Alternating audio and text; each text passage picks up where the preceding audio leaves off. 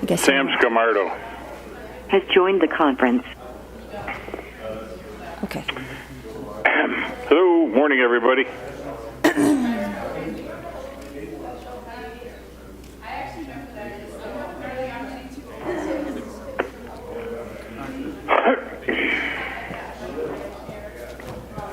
Put your little goodie bag down for us.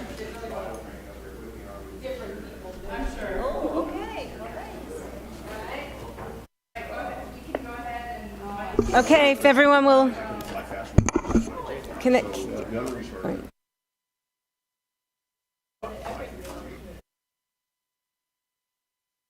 Okay, can we get sitting? Oh, here's Mike. I tried. I gave it a shot. You sure did. Okay. All right, I'm going to call this meeting to order. And before we get started, I want to make sure we have everyone on the phone.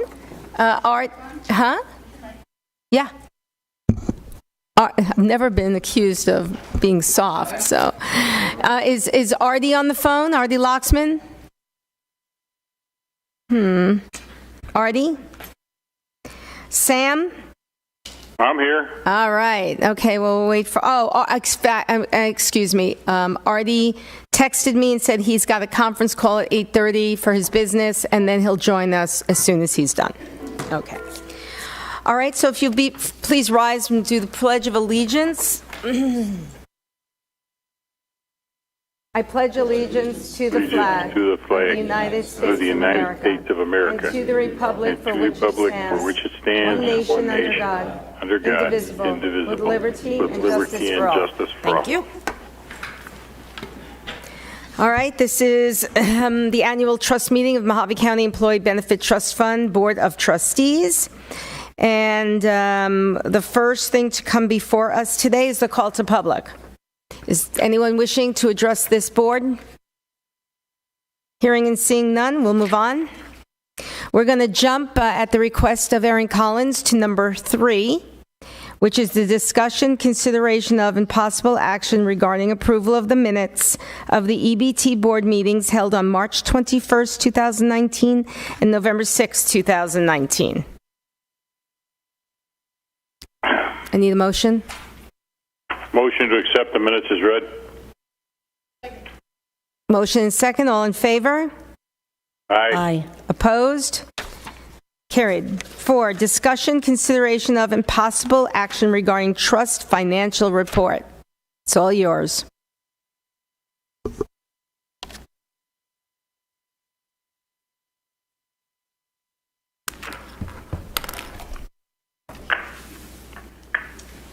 Good morning. So the information that we will review today is under tab 15 and 16. And then you want your information to remain on the screen. They can just look in their books for all of mine. Oh, I can take that off. It doesn't. Either way. Number 15. I don't have a tab? I'm here. 15. I don't have a 15. I don't have 15.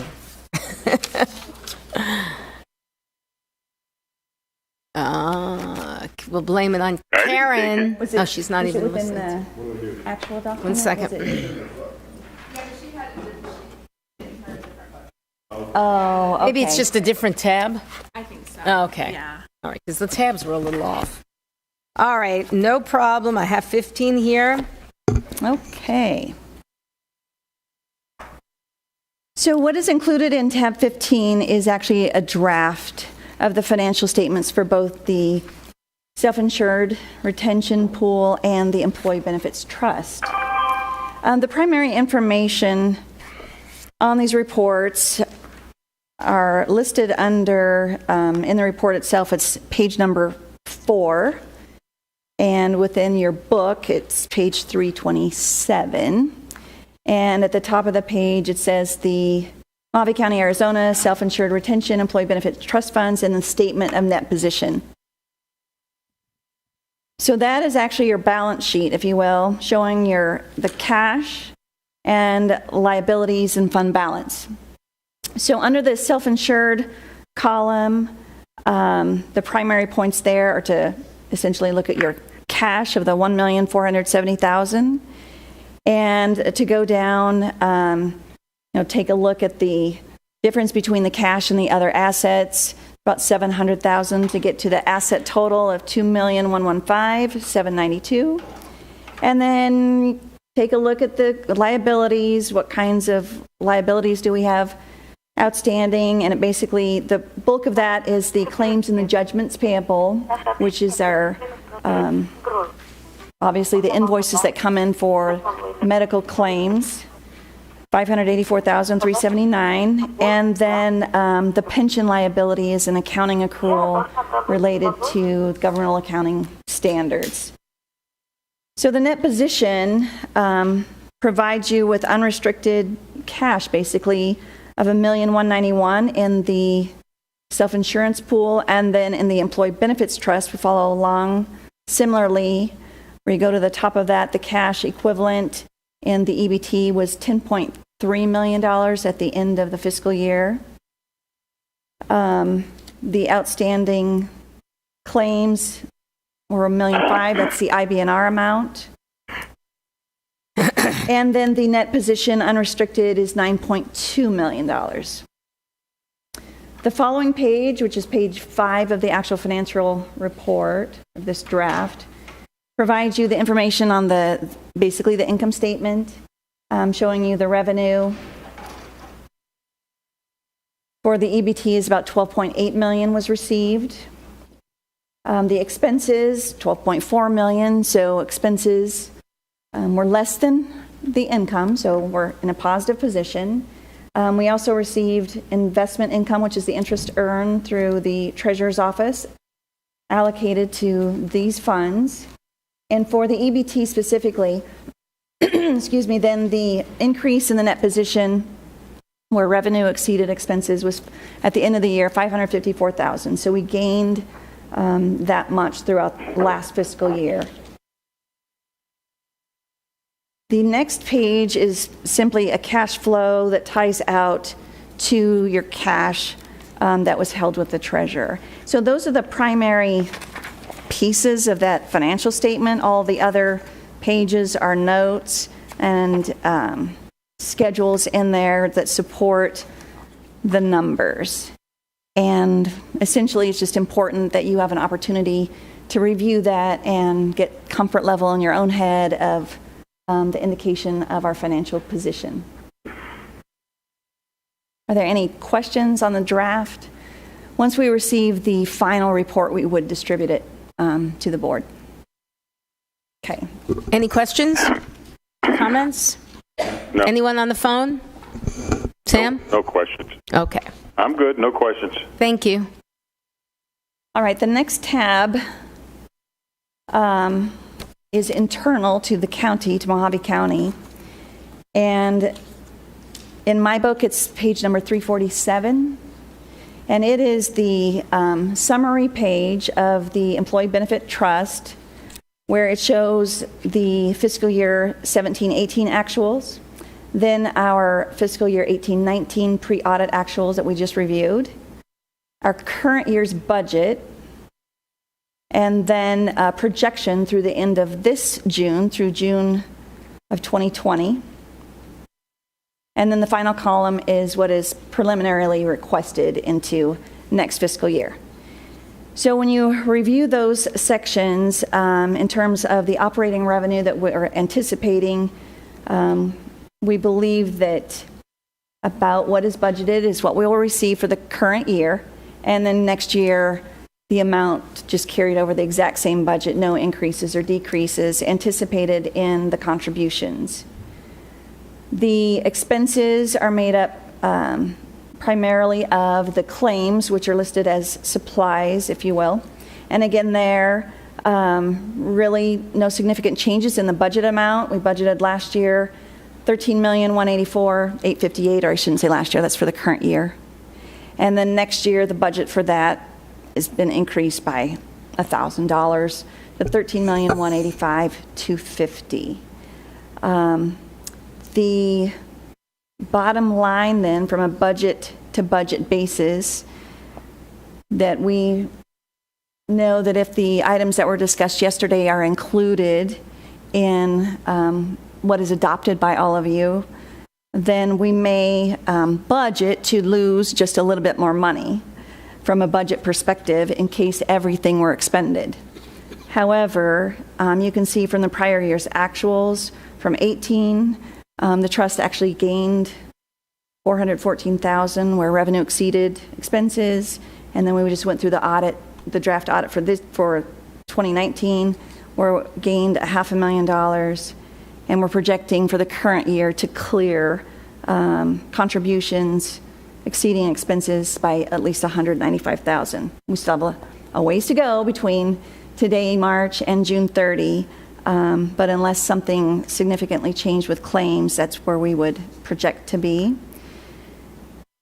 So long story short, where we would project for this board to end up next year would still be right around $9 million in reserves. And that does allow you an opportunity then if something catastrophic occurred, basically a 2-year window to get to a point where you'd need to adjust the rates. So I think that you're in a good position. Any questions? Madam Chairman, I do have a question. What would constitute supplies under this budget? Okay, that's a good question. So go ahead and turn the page, if you will, and we'll get into the detailed line items are listed. On the first page, when you flipped it over, were revenues and then the personnel expenses. On the top of the next page, on the right-hand side of the book, it starts with supplies and services. So we've got $4,000 budgeted for office supplies. The annual audit cost up to $8,000. All right.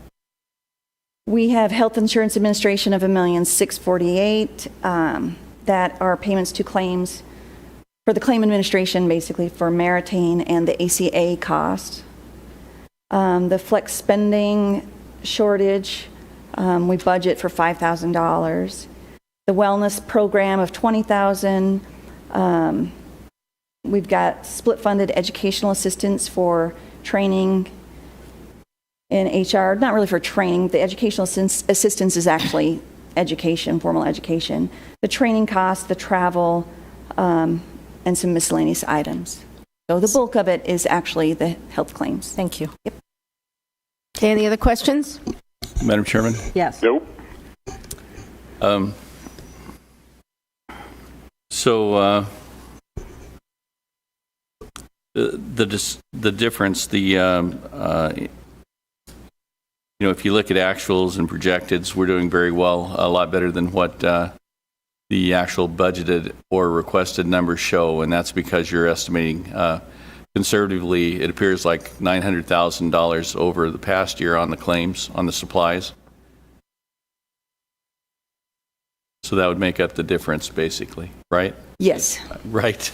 Right. Correct. Yep. Correct. Thank you. That's it?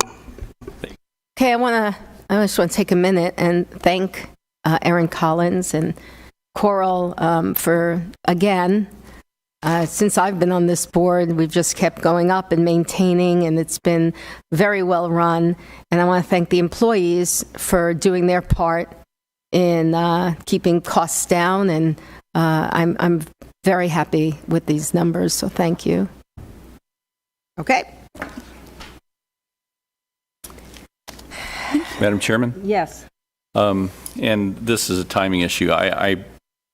There are some very significant but minor changes in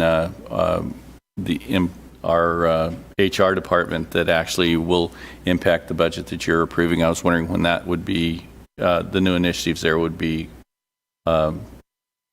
presented.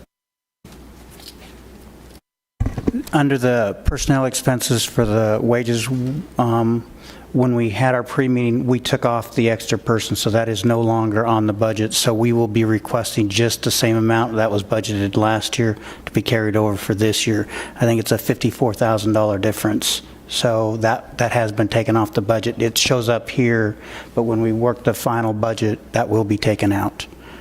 Thank you, Madam Chairman. Thank you very much.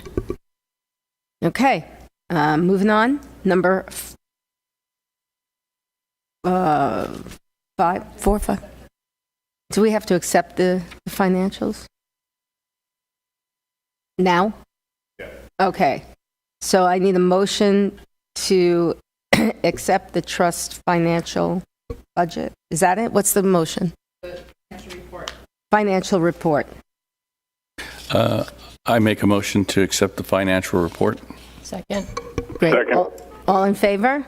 Aye. Opposed? Motion carried. Next up, discussion, consideration of, and possible action regarding wellness dental outreach campaign. Brush your teeth. There you go. If only it were that simple. Good morning, Madam Chair and trustees. This is Missy with ECA. So this item I actually highlighted yesterday during my presentation, and basically just as a reminder, this was to promote and increase preventive cleaning through a quarterly marketing campaign, and it would end with a raffle for an electric toothbrush provided by Delta Dental. And so essentially what we would do is evaluate before the program kicks off and then after the program and determine if we're seeing an increase in utilization of the preventive cleaning. On the second page of the memo, you'll actually see the flyer that was created. The flyer would be no cost, and if we would push out any postcards directly to the higher risk members who had no cleanings for 2 years, that cost would come out of the existing $20,000 budget that's there for Mohave County already for the wellness program. And so basically what we were looking for is just approval to move forward with this campaign. And I'm happy to answer any specific questions you might have regarding it. Thank you. Any questions? There are none. So this is just Okay, that's all I had. the dental outreach campaign, but there's no cost to it. That is correct. There's no Okay. additional budgetary impact. Very good. But we still have to vote to accept it? Or is that just a report? You know, Madam Chair, there I was believe confusion, sorry. but I believe, and Missy, jump in if I'm wrong, but I believe that the impression was that this, launching this type of an activity would require approval by the trustees. Okay. So I need a motion to approve. Move to approve the dental outreach campaign as recommended. Second. All in favor? Aye. Aye. Opposed? Motion carries. Thank you very much. Thank you. Discussion, consideration of, and possible action regarding basic life and accidental life and dismemberment, voluntary term life, and short-term disability contract award effective July 1st, 2020. Okay, so Madam Chair and trustees, you heard an admittedly somewhat sped up presentation from Bill Oakes with Securian yesterday, but just to hit the high Has points on joined this, the and then conference. I'm aware there are some questions that one of the trustees has. So what this does is there's three elements to this. One is the basic, which means employer-paid life insurance the county is paying for. It's $50,000 life and $50,000 accidental death for every employee. And then it's the short-term disability policy, which is 100% paid for by the county. Then it's the voluntary term life. So on the basic life, it's actually, again, the coverage is enhanced through two key ways right off the cuff. Number one, it eliminates a benefit reduction that's tied to age at age 70. So once it got to 70, I can't remember, I think it was a 50% reduction. So instead of getting 50,000, they got 25. It eliminates that and restores anybody who's 70 and up back to the full benefit. Okay. Secondly, for all first responders and judicial officers and probation and surveillance officers, any of those first responders who are killed in the line of duty, it adds another 100% of the accidental death benefit. So they would get 50,000 life, 50,000 accidental death, and then they would get a first responder benefit of another 50,000. Okay? And then there are other extensions in there. And frankly, the terrible thing about life insurance is it's great to save money and it's great to have benefits, but somebody's got to die for it to pay. But another one that's really key that in our minds, because we see the value of it when we work with HRs, is that to the degree you have somebody with a terminal illness where they have a diagnosis that says they're going to die within a year, basically. Currently, you can get an advanced, it's called a living benefit for up to 70%. That helps a lot when there's a lot of bills to pay. This policy will give them up to 100% of the life amount. Wait, can you repeat that? So if you're facing a terminal condition and your physician says this person is going to pass within a year, you can apply to the life carrier for what's Got called it. a living benefit. They will give you, in this case, 100% of that $50,000. Wow, that's very good. So it's a good one we work with, and we do see those pay. With HRs because they're dealing with things like FMLA where people are off sick. It gives them the ability to say, hey, by the way, here's this thing to help. And so we get all of those extensions of benefit on the basic life, and it's a savings projected at $104,000 a year for 5 years. So that 5-year rate guarantee is really critical because one of the concerns is always, are they buying the business? So they took a look at the rates, they looked at the benefits, and it's 104 and change, all things being equal. So it's over $500,000 savings to the county and to the trust, period. The short-term disability is also improved. That the current benefit maximum, I believe, is $850 a week. This increases that to $1,900, and what we did is we took a look at what's the highest salary being paid today. So this would cover the highest paid county employees. For the record, it does not count elected officials, and the reason for that is elected officials are always excluded. Their pay is set by statute, and they're going to get it as long as they're in the position. So it does exclude elected officials, which it does today. There's another. Oh, and then this continues what the county is currently doing is if you're off on short-term disability but you have paid leave, what they'll do is take your accrued leave and credit you the value, that a pro rata portion of the value to get you back to 100%. Okay, and on that again we have an annual savings of $31,741 based on expenses today, and that's for a 3-year rate guarantee. So even if the whole thing tanks, these rates are going to hold. So collectively, over the term of the 5 years, this is a $600,000 savings. Absolute, just in writing, $600,000 savings. So when you vote later in your budget, it will incorporate this into the benefit plan as well. You can vote on it now if you want, Madam Chair. I'd be happy to answer any questions. I know Susie has some questions on the voluntary term life, and I'd be happy to go into those as well. Okay, questions? Madam Chairman? Sure. Erin, I understand, first of all, the removing the cap of 70 years old for life insurances is very good because we know that people are working longer and longer in the job place, and therefore that insurance should remain. So that's a good change. The second one is I have a question regarding transferability of the benefits from the old provider to the new provider. If the employees have purchased either in the voluntary a higher level than what the current vendor is providing, are those transferred laterally? Are they grandfathered in so that whatever they purchase under the old provider will be honored under the new provider?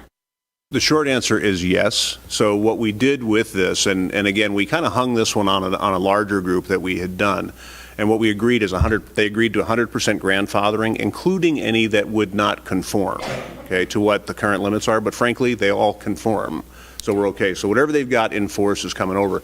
With the prior carrier, there was a $300,000 limit on the voluntary term life for an employee, but that included the $50,000 that the county had. So theoretically, they could only get an extra $250,000. We know we have people at $300,000. Those are non-conforming.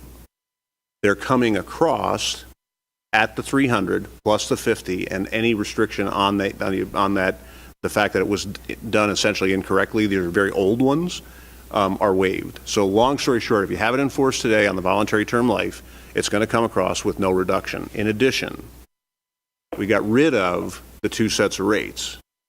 So we've got the base rate and we've got the smoker rates, which are higher. They eliminated the smoker rates, and they're going to put them on the lower rates.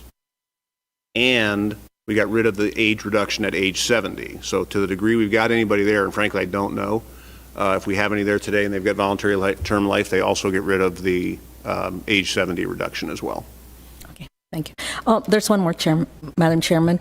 How long is this if we're going to approve this contract, how long is this? Are we giving the provider 2-year, 4-year, 5-year? 1 year. The nice thing about it is, 1 year. the 5-year rate guarantee actually only protects the trust. So the vendor can actually really, on life insurance contracts, you can term them at any month, at the end of any month. So it's not binding you, it's binding them to guarantee the rates and the terms. Okay, thank you.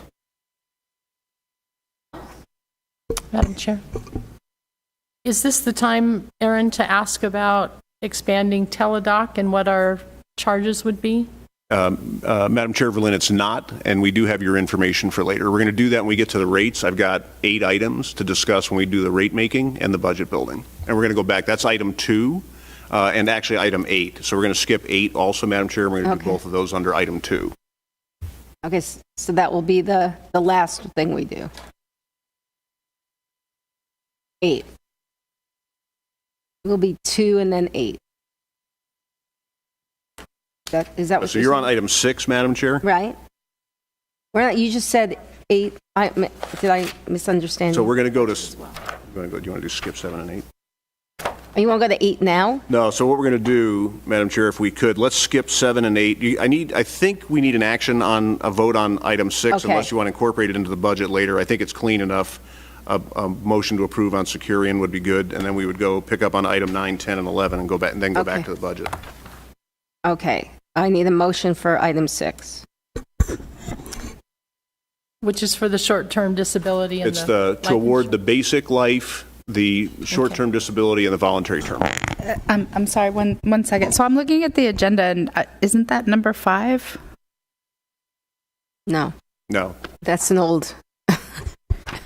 There's so 5 many. was the dental outreach, on the one I've got. Okay, I have a different one too. We have called a public on our sheet, and it was taken off after we submitted. I'm so sorry. No, that's okay. I just wanted Move to award the basic and additional voluntary term life and short-term disability to Oaks as recommended. Second. We have a motion, second. All in favor? Aye. Aye. Motion carries. And welcome Artie on the phone. Thank you. Okay, so we're going to skip 7, 8. We're going to go to 9. Okay, so Madam Chair, this is discussion and possible action regarding COVID benefit adjustments, and you have to bear with me on this one because I have to kind of put the outside loop on this. As you as board members and public officials are all dealing with, everything's moving very rapidly. So what's happening is the federal government and our state government are both issuing mandated benefit changes, and so this incorporates what was known at the time of the memo was written. I'm going to adjust it here a bit. And then at the end, I'm going to ask you to basically retroactively approve what's already happened because it's the feds and the state have mandated it. But I'm also going to ask that at a minimum you be aware that as this is happening, we're going to have to make changes and we will be bringing them to you essentially like this one retroactively. Because if the feds mandate it, your summary plan document is amended, period. And that's kind of where we're at with this. Okay, so on this, the one that was voluntary is item 1, on-site wellness activities, and we're asking for retroactive approval of the fact that what we've done is work with HR staff to cancel any on-site wellness activity that involves people coming together. So health risk assessments, skin cancer screenings, anything like that. We have currently canceled them, and Missy, if you're on the phone, or Jade, I believe we've canceled them through the end of April. We've actually canceled those through, I believe, the middle of May. the 60-day period. What is it? Okay, so they're currently canceled for a 60-day period, and that's just the common sense, social distancing, that type of thing. So I'd like you to retroactively approve that, and then authorize us to work with Ken and Jade to announce any future cancellations for additional periods not to exceed 90 days at a time. So what we're asking for is the flexibility to recognize we're in a developing situation and we don't want to create risk for anybody. I'd be happy to answer any questions. We will obviously come back to the trustees at future meetings and say, hey, here's where we wound up on all of that. I'm sorry, one last point, if I could, Madam Chair and Berlin. Some of those cancellations may result in the trust paying cancellation fees because what happens is we're doing this a year at a time. A lot of times we're scheduling. What we're attempting to do to mitigate that kind of on the fly is what can we reschedule to waive those? Okay, so in the event we can't reschedule them, there will be some charges. So as long as that understanding is in there in any motion, that would be great. Berlin? Thank you, Madam Chair. Is it possible to write in future contracts, pandemic situations will allow for no cancellation fees? The question is it possible to put pandemics or acts of God into the future? I think that would actually be a good idea. I mean, they happen once in a lifetime, once every 50 years or whatever, but it's just a short little statement, but, it would have saved us whatever cancellation fees we're going to have to pay now. Agreed. Madam Chair, Berlin agreed. And I'm sure Missy is making a note in her house right now. Okay, any other questions? Madam Chairman, I don't understand how, if we have a directive like what we have right now, that those cancellation fees will be imposed, because some clinics or whatever, I mean, they're even canceling appointments because of the directive of this distancing. I don't understand how they could impose some penalty to us for that, since it's not the fault of the employee for canceling, nor is the fault of Mohave County. So I don't understand that. Well, the employee won't see any cancellation fees, period. It would be, to the extent that any of them are there, Madam Chair and Susie, it'll be because the contract did not include an acts of God and type thing. So we've had really good luck with our vendors, so we're hopeful, but it will be strictly a business decision that they'll ultimately make in the interest of keeping the relationship with the client. Okay, thank you. Any other questions? So I'll need a motion. Give it a try here. Okay. Make a motion that waive all cost shares for COVID testing regardless of course, but leave all other applicable cost shares in place for location of testing. Waive all cost shares for teledoc services for both EPO, June 30th. Authorized in Cunningham and/or Jade Honda to work documents or paperwork necessary. Did you get that? Oh, okay. Does that sound complete? That's item 2. That's the second one. That's the benefit changes. This is item 1, but Roger, where you were correct was the motion would essentially be under item 1, it would be the wording in A and B, capital A and B would be the wording of the motion. Okay. Well, I'm kind of lost here. I'll make the motion. Let me show you what I'm talking about so you got it.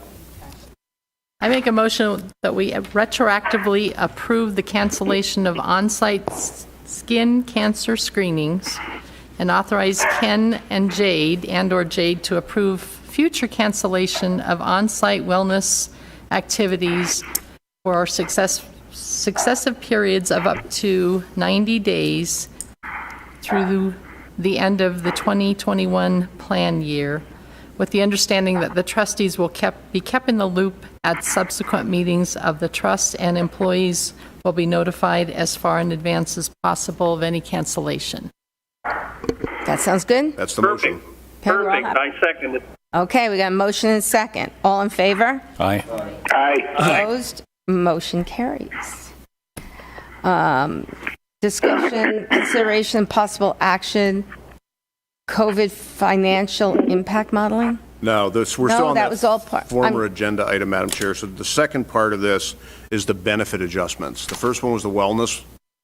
Wait, I'm all confused now.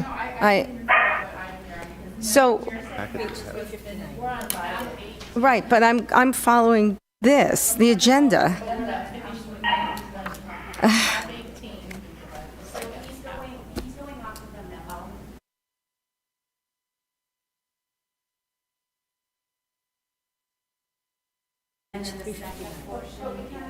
Page 3, yeah, because we got to follow the agenda. I've never done it this way. All right, so come here and show me, and so we don't keep doing this every time. Right? So it sounds like something got changed afterward, Jenny. Okay, well, that should be up. Okay, all right. Couldn't we have all approved all of this at once? Because shouldn't it have been on the agenda, 1, 2, 3? I just know what we do for the regular board. Is that okay, Ryan? I'm off, I got it. Is it okay how we're doing it? We're talking right now about possible action regarding COVID benefits. We should have broken it The first part of it, the wellness program adjustments to that. Now we're doing the second part of that, Right. the actual benefits for the adjustment. That's correct.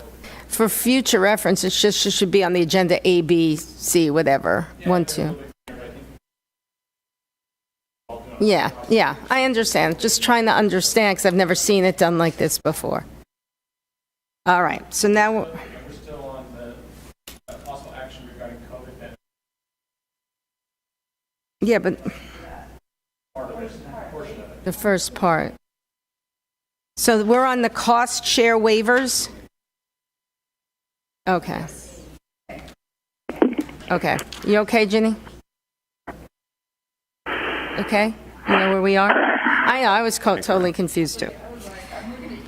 I know. Okay, so we're on number 2, and that's the cost share waivers for COVID-related testing and teledoc visits. Thank you, Madam Chair, and apologies for any confusion That's on how we okay. have that worded.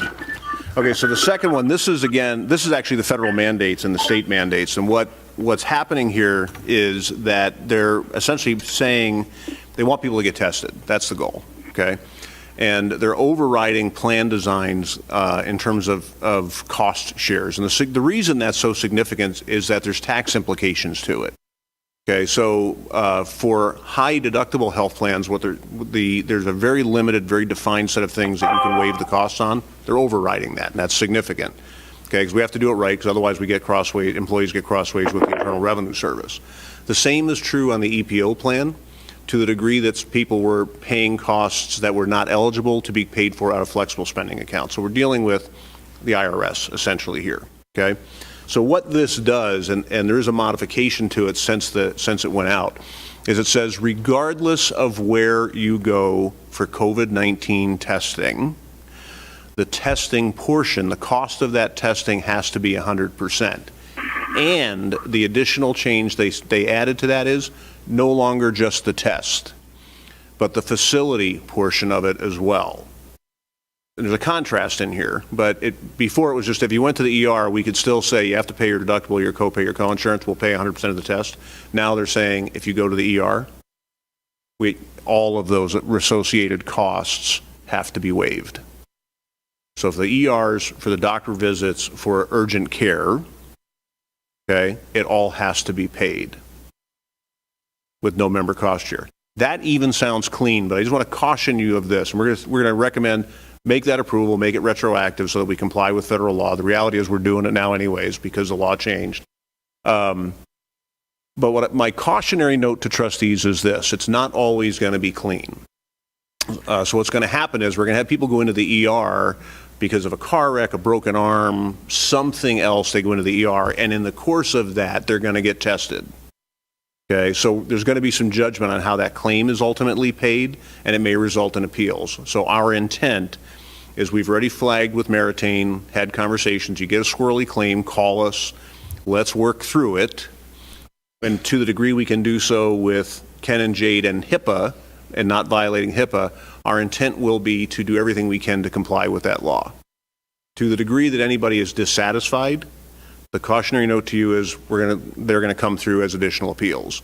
So in essence, what we're saying is we're going to do everything we can as vendors with your staff to make sure we comply with both the intent, the letter, and the spirit of that law. If we can't come to a conclusion that we believe is adequate, you may see additional appeals come through to the Board of Trustees. Madam Chair? Okay, so if I go to the hospital today with a cough and they check me out and I believe I have COVID, but they won't give me the test because I don't reach that bar that they have, everything stays the same, or are you saying that even that goes into the 100%? Honestly, Madam Chair, it's a question I hadn't considered. Your intent was to get a COVID test, but you didn't qualify, so they didn't give you one. That's a great example of one that might very well come back before this board.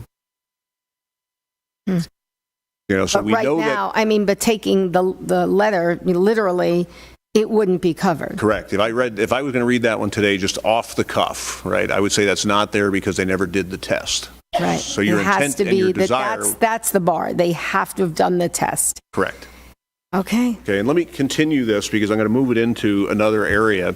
So FYI, I'm going to ask you to retroactively approve 100% of the test, and any associated charges, regardless of where they get the test done, will be covered, right?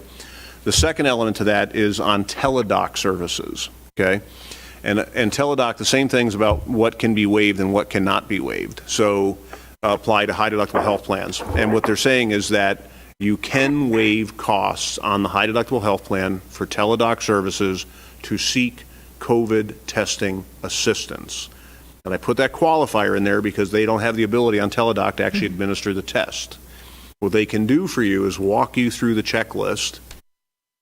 If you meet the criteria for testing, they can then refer you to an appropriate source and further coordinate with community health departments to make sure that you're recorded and you get the testing. Okay, those tests can now be paid in the high deductible health plan with no member cost sharing, period. That's easy, okay? And the reason for that is logical. Teledoc or telemedicine at any level is a great pre-screening tool to keep people from going into ERs where everybody's coughing and you have a stew pot of disease. Good thing. Flaw, the telemedicine providers cannot break out today only COVID-related charges. Their billing systems were not built to accommodate it. So we know there's legislation from council for one of our pools. There's legislation being considered nationally. It is not here yet. That will allow a temporary suspension of all teledoc cost shares on high deductible health plans. Okay? Madam, it's not in effect today. Mike?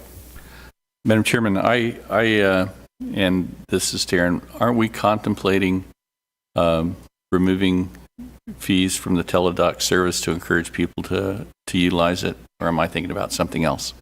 You are partially correct, Madam Chair. Mike, you're partially correct, because we lowered the copay share, cost share on the EPO last year to 10, okay? And this is on the high deductible health plan where our abilities to do that are limited by the Internal Revenue Code. Okay, thank you, Madam Chairman. So to finish the thought, so what the feds have already said is it's okay to waive the cost share for COVID testing on high deductible health plans, okay? The challenge we have is that the billing systems for telemedicine, for teledoc, do not have that capability today. So what I'm recommending, and it's one that, again, I'm glad Ryan's here, but what I'm recommending, and we've done this with other clients, is suspend all all cost share elements on the high deductible health plan, all of them, until June 30th,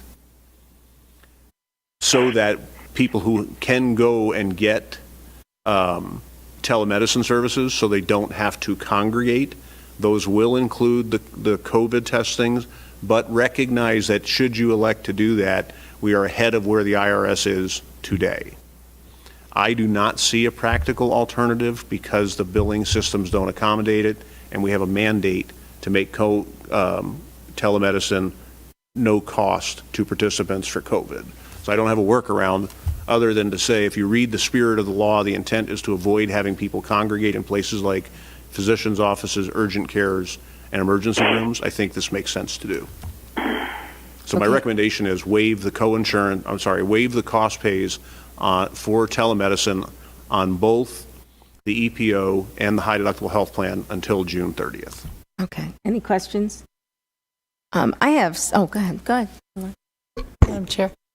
Retroactive to what date are we looking at? I believe in this case, I have to check with Rick. I believe on this one, it's March 6th. So March 6th through June 30th. Through June 30th. And that would include both of our plans. Correct. Be on the EPO and on the high deductible health plan. But if somebody's on EPO, it's an automatic. It already does it, correct? Or actually, there's a $10 pay. It's a $10 on the EPO today. But the higher deductible, then they would have to go through Jade or you? Am I understanding that correctly? No, they would not. We would just, for the high deductible health plan, it would be the same effective date. I think it's $40 today or $45? It's $40 today. So we would waive those retroactive for any services they've gotten and do both of those until June 30th. Okay, but if you're calling Teladoc, they're telling you there's a fee. So is that refunded or? It would be refunded. Anything retroactively would be refunded to the employees. So when we did the retroactive. Thank you. Madam Chairman, if they're going to be refunded to employees, the employees will apply for the refund or it's automatic? We'll work with the vendors to automatically do it. Thank you. And then there was one other last one is for managing expectations. You'll note in the reports yesterday that until now, callback times for Teladoc have been under 20 minutes. We know they are now over an hour and in some cases approaching 2 hours. So again, relative to an ER, that's great. But just again, we want to make sure that people go, hey, what the heck? It's taken 2 hours to get a call back. It's going to be reality because all of these telemedicine systems are being swamped nationally. Okay. I have a question, and it's a little unrelated, but still related to telemedicine. Maybe we talked about this yesterday. I honestly don't remember. But during this period, this unprecedented period, I understand all this stuff, but the federal government now allows doctors who do telemedicine to bill at their in-facility rate. Is that supposed to go on? Will that be over when this state of emergency is over? Is that how it's going to be from now on in? It's all of these are seen, what the current status is today is all of these, because they're overriding plan provisions, right? All of these are seen as temporary measures. But I don't know if that's true, because I know that doctors are changing over to telemedicine only and have invested a lot of money because they can bill at that. So can you look into that, please? Because one of the reasons that we encourage telemedicine is not just it's better sometimes for the employee. Now it's so you don't congregate, but it's because it's a less expensive thing for the trust. But I think it's going to stay that way. But, Madam Chair, at the risk of sounding glib, anytime the federal government gets involved in benefits, I keep hearing, if you like your plan, you can keep it. So what I'm hearing is it's temporary, but I will check. I think the doctors have been lobbying this for a long time. Okay. And I think it's going to stay. Today, what I'll tell you, the way that works today, just for information purposes, with Teladoc and Blue Cross, their contracts drive it today, right? So unless the feds essentially says all those contracts are void, they're going to go today.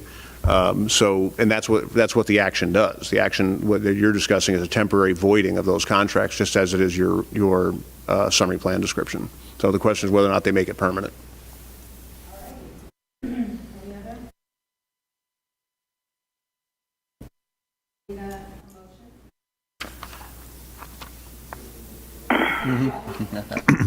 Okay. Waive all cost shares for COVID testing regardless of the source. Doctors, offices, urgent care, and et cetera for both EPO and HP, and both in and out of networks through June 30th, 2020, but leave all other applicable cost shares in place for the location of testing. Waive all cost shares for Teladoc services for both EPO and HP, retroactive from March 6th through June 30th, 2020. Authorize Ken Cunningham and or Jade Honga to work with ECA to execute any documents or paperwork necessary to implement these changes with Meritain and Teladoc. Got it. I'll second that for purposes of discussion, because I have one last question. You answered it, but I forgot, probably. If somebody does Teladoc and they go through that checklist, the COVID checklist, and Teladoc says, oh, you do need to be tested, they can't test, so they send them to, I assume, ER. And then is everything covered then as well? It is. Thank you. The motion is second. All in favor? Aye. Aye. Opposed? Aye.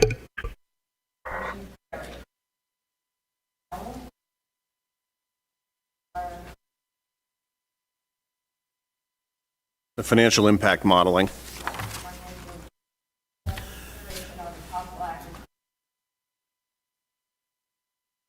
Okay, Madam Chair, trustees, this is not an action item. This is us anticipating questions on the trust's ability to weather whatever may come from this COVID-related event. I'm going to caution you here because we use different numbers than finance uses, and that's based on the amounts of money that the county is crediting back and forth. I was listening to Coral. I keep wanting to say Jade, but I was listening to Coral. Either way, the outcome is essentially going to be the same. So this is a memo that would probably make your eyeballs roll around in your head, but it walks through the way the reinsurance contract works today. It runs through what we understand from open sources as to who our highest vulnerabilities are, and then it runs the math. And let me just walk through that. So the assumptions on COVID today, recognize everything I'm about to say, consider evolving, right, is that people who are over 60 who have underlying medical conditions that make them somewhat vulnerable is the population most highly at risk. We know that the average age of Mohave County's workforce is about 46, okay, just on the workforce side. So we've got a fair number of people that are going to be over the age of 60. And if you remember any of the information from yesterday's presentations, we have a high number of diabetics, we have a high number of people on coronary medications, we have a number of people actively treating for cancer or who have done so. So we have within Mohave County's population some portion of a population that would be considered vulnerable. That's significant because if the disease progression at other areas are seen at the same relative levels, we could expect a substantially different outcome than was projected by the actuary. Okay? And to put it in a word picture, every one of us, when we get in our car and we drive somewhere, our expected outcome is we get there safely. But we don't always get there. We have car wrecks along the way. So what this looks at is we didn't budget for this thing. So if things get serious, we're going to have to fall back on the trust's financial position to weather the storm. Okay? Money-wise, we're doing great. We got plenty of cash. Okay? So what's going to drive that conversation then is the terms of the reinsurance contract in place at the time the claims appear. Okay? So what I did is I modeled the trust's current financial position based on the terms of the current reinsurance contract. And there's a funding gap that's in there within that layer that we retain. And the way that works is Chris, the actuary, does a projection that says, here's what I expect the claims to be. And he did that before COVID hit the scene. We then have a reinsurance contract in place that has a thing called an aggregate stop loss in place. And there's a gap every year in the funding from the expected claims to where that reinsurance contract starts to pay. Okay? And that's why we build up surplus, because it's always there. In all candor, that aggregate stop loss is never expected to pay a dime. And in the history of the trust, it never has, period. Okay? So what they say, they set the attachment point of that ag at 125% of the expected claim. So there's a 25% corridor in there. And the way you fund that gap is off of surplus, the money we've got in the bank. Okay? So I ran that modeling based on our numbers. And if you look on page 2 of your memo, I took a clip of the spreadsheet where I did my work, and I did it conservatively. Frankly, we've had a heck of a good year. This is what it looks like. You've got that in front of you. We've had a heck of a good year. I assumed that we would not continue, and if anybody needs it, let me know. I'll give it to you. Give you another copy. Okay. But I figured we'd only wind up at 70% of what our projections are on an actual spend basis. So what I was assuming in that is that we would start to see COVID claims begin to be paid late in May or early in June. So it would kind of gap over the year. And it's back of the envelope, but here's what I think is going to happen. And then how would that funding gap be? Now, using my numbers, okay, we would be in a position where we would have just shy of $17 million in surplus. So that's cash less IBNR, okay? And that funding gap in the current year would be $2.6 million. So we would draw down our surplus of just under 17 million by about 2.6, and that would leave 14 million. Now, the lowest number I heard in Coral's presentation was 9 million. So let's take that on the far end. We have 9 million available. We take 2.6 out of that. So we've got 6.4 million left. So here's what that really means to you. Based on the current reinsurance contract, okay, and there's no way in heck that number is going to happen this year. Based on the current reinsurance contract, we still have enough money in the bank that we can get hit again next year, and we would still have more than enough money to keep the trust financially solvent. And what that means is to continue to pay the claims that come through for all the employees and dependents who are relying on it to get their benefits paid. The variable that's in here is that now everybody knows COVID's there, including our reinsurance carriers. So Amanda and I are going to be starting to renegotiate for next year. We have built into the budget a 25% increase in the premiums, right, because of known cases that may or may not prove adequate because we didn't know about COVID, and we're going to be negotiating that attachment point of the aggregate for next year. It will be a hard negotiation. Those stop-loss carriers know it too, so we don't know where it's going to wind up. But in my mind, I believe at the end of the day, we will, even with those contract negotiations, expecting them to be less favorable than they are, I believe the trust will be in a very good position to weather the storm for the remainder of this year and through the end of next year because of the surplus that's in the bank. So long story short, we can sleep at night. Doesn't mean we're going to have a great bank account when this is done, right? But because of what you're seeing here, I know, Susie, I know you're new and there's other trustees, but what you're seeing in here is for years, the trust and the county staff have made tough calls to fund it correctly, right? And you always say why, because you don't know what's coming down the road. Well, what's coming down the road has come down the road and it's here. So the solvency that you guys have built and your predecessors have built over the years, now that it's here is what we're going to draw down. So it's good news. Madam Chairman, I do have a question. I understand that you, the insurance company, and the providers are doing all this modeling right now of what's going to be next year. But when the time comes to renegotiate our contract next year, I understand you'll use the modeling that's being done right now, but do you actually go by actual expenses to be able to get a closer feel of what our expenses would be by next year? Yeah, Madam Chair, Susie, we do. Because what actually happens, I think that's what's going to be different. In prior years, and Amanda actually does all the legwork in the background on it, what happens is there's a ton of data that gets together, but it's the actual data. It's here's what we paid through some month. And a lot of times what they'll let us do in good years when they're competitive is we can bind the reinsurance at the end of March or April, right? Because they're like, okay, they just want to get it on their books for July 1. What we expect to have happen is these negotiations will go into June this year.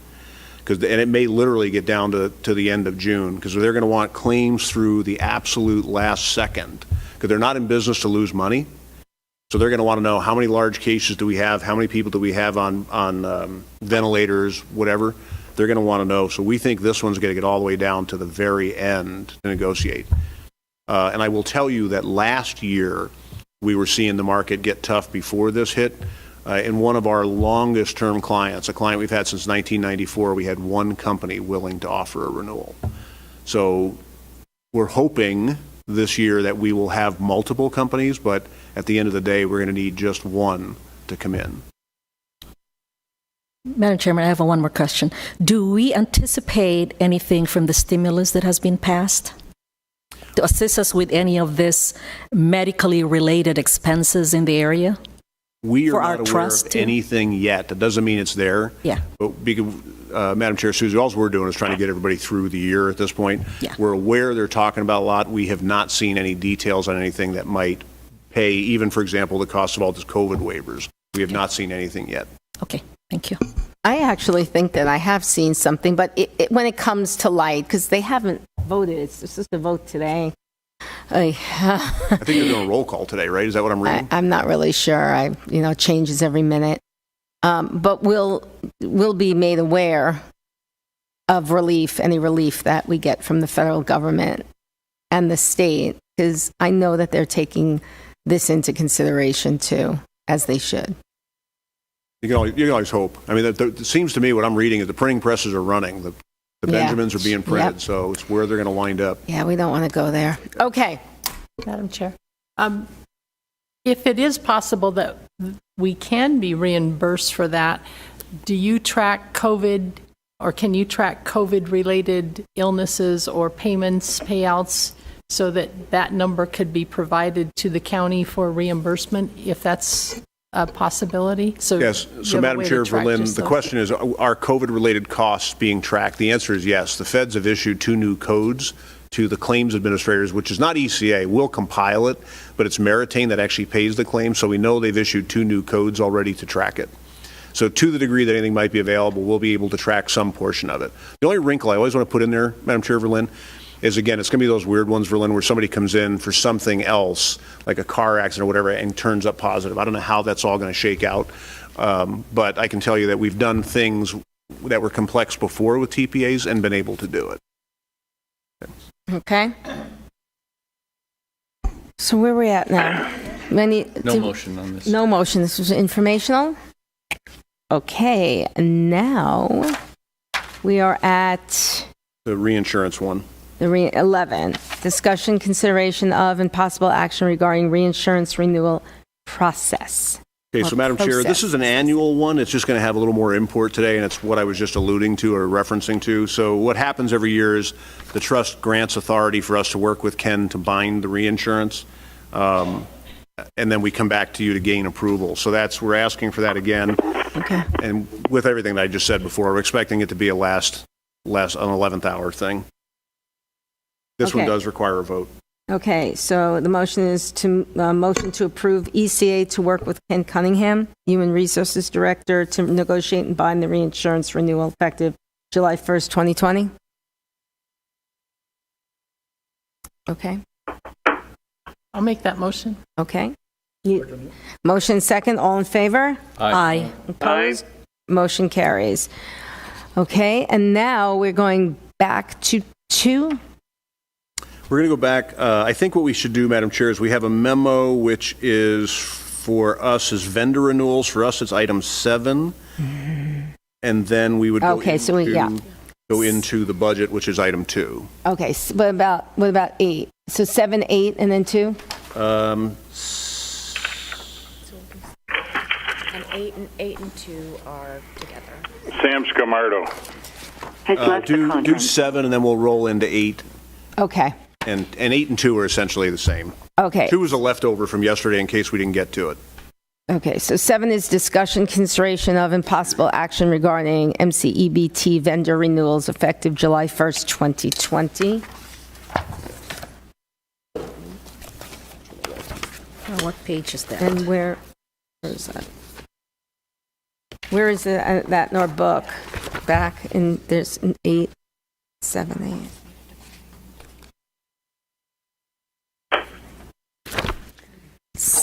What tab would that be? Yeah, what tab? Oh, you want me to? You want to do it? Erin, do you know the tab we're on now? This is making my brain hurt. It's, the regarding line is administrative vendor contract renewal offerings. Yeah, It Or what would, page? On this agenda, it would have been, so it's 7 here, so maybe 6 on your agenda if you took off all the public. Right, we have. Oh, Yeah, but we're it's this sheet here. 319. What's it called? 319 is different.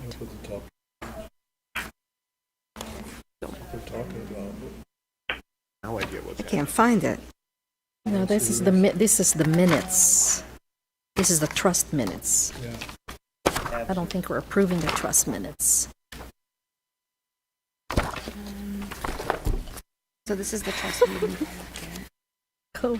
Right here, so we're right here. I'm so lost. You're under 17. I'm lost too. I can't, it's like the only one I can't find. Maybe under.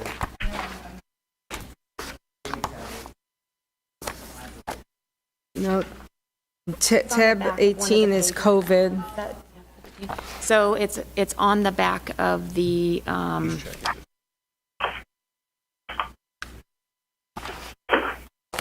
AD&D memo, life and AD&D.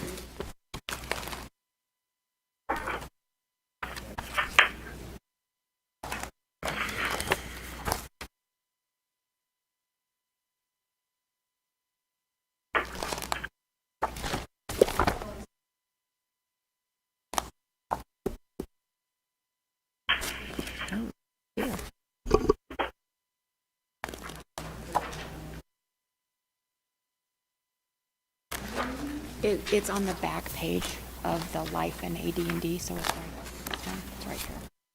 Right after Oaches. Oaks. Oaks.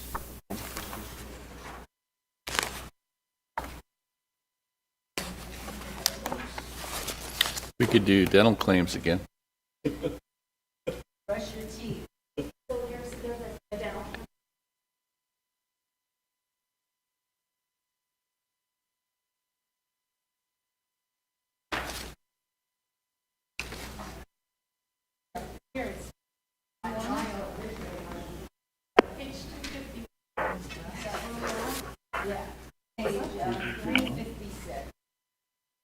Tab 17 or tab, if you do the 2-day one, which says 356.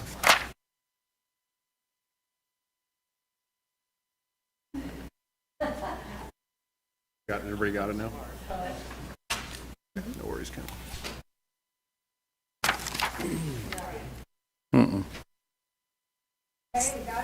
No. Which tab?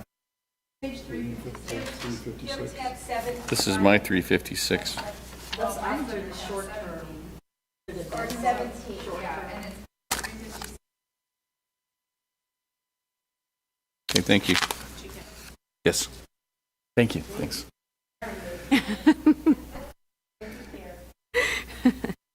So these 5 items are only the contracts that will be new to the upcoming plan year, that will require Ken to sign, or Hildy, Madam Chairperson. So what it is Meritain, their part of theirs is up for renewal. Their Aetna fee was up for renewal as of June 30th. However, they are holding that for the Aetna network at $7.50 per employee per month.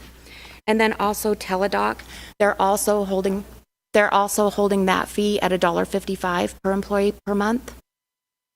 American Health Group, they're just out of a 3-year rate renewal. They offered another 3-year rate renewal. They're increasing their per employee per month from $1.95 to $2. ECA, we're offering for consulting a 3-year rate guarantee. The first year, it will continue at $55,000 per year.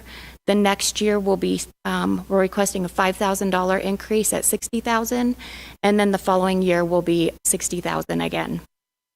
For the wellness consultation fee, right now it's at $650. It's another 3-year contract of $650 for the 21 plan year, $650 for the 21-22 plan year, and then $7 per employee per month for the 22-23 plan year. And then for Buck Consultants, they're offering a 3-year rate proposal, increasing their fee from $21,000 to $22,000 for 3 years. Madam Any Chairman. questions? Yeah. Oh, I'm sorry. Go ahead, Susan. Madam Chairman, since I'm new in the process, I'd like to clarify the process a little bit.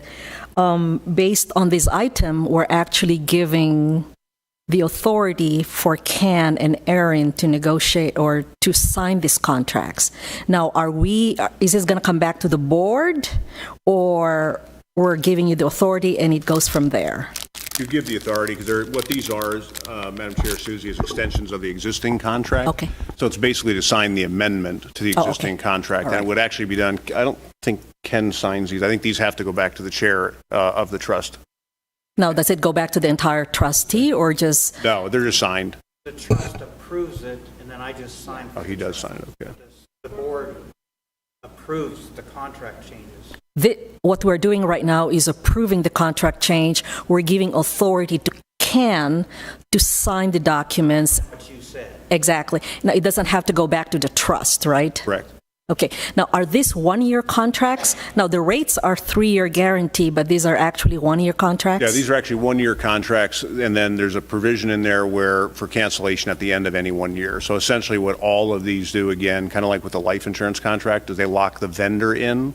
So they're locked into those rates, with the trust having an option to cancel any one of them at the end of each fiscal year. Okay. But every fiscal year, we still renew the contract? Yep. Okay. Thank you. Okay, anything else? Okay, I need a motion. Sure. Still got, no, I'm going to do that. I got it right here, Berlin. It's in the budget. It's in the budget and rates. This is, I need a motion to approve the vendor contracts as presented and authorize ECA to work with Ken Cunningham, Human Resources Director, to review contracts and sign approved contracts effective July 1st, 2020. So moved. All in favor? Aye. Opposed? Motion carries. All right, now. Next tab. That's going to add. Is discussion, consideration of possible action regarding 2020 to 2021 MCEBT budget benefit changes and rates. So this memo, I apologize. Being we moved it, we didn't know if we were going to do this portion yesterday or today. This actual memo is part of yesterday's work session. So it should be the very last memo, and it's the regarding line is 2021 budget development process. So it'll be part of yesterday's packet in your book. No. 13. Tab 13. Yes. Yeah, 305. Oh, page 305.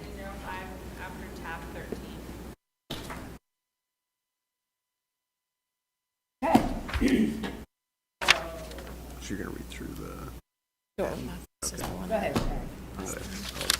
When you get done, I'll walk them through what we've got.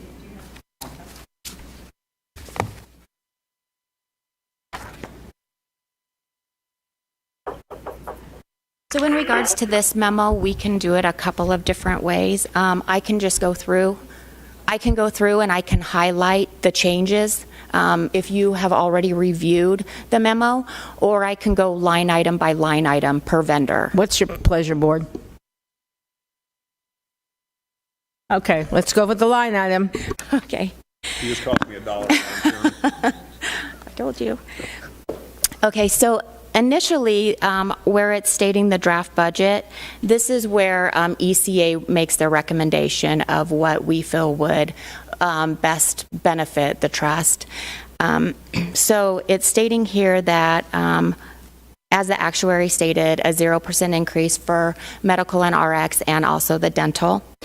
And then the insurance premiums, as we'll go through and as you just approved for the contracts that were up for renewal. And then also implementing the pre-disease management through Livongo for the whole person, and covering preventative at 100% on the dental low plan. And so the dental low plan at this point, it's only covered at 80%. And as it shows between what Delta Dental was stating and the campaign, it's really low that people are going in and getting their preventative. So we thought that it would be beneficial to cover that at 100% for people to go in and get their teeth cleaned. And then it also states that with these changes, the option, it's a 1.35% increase.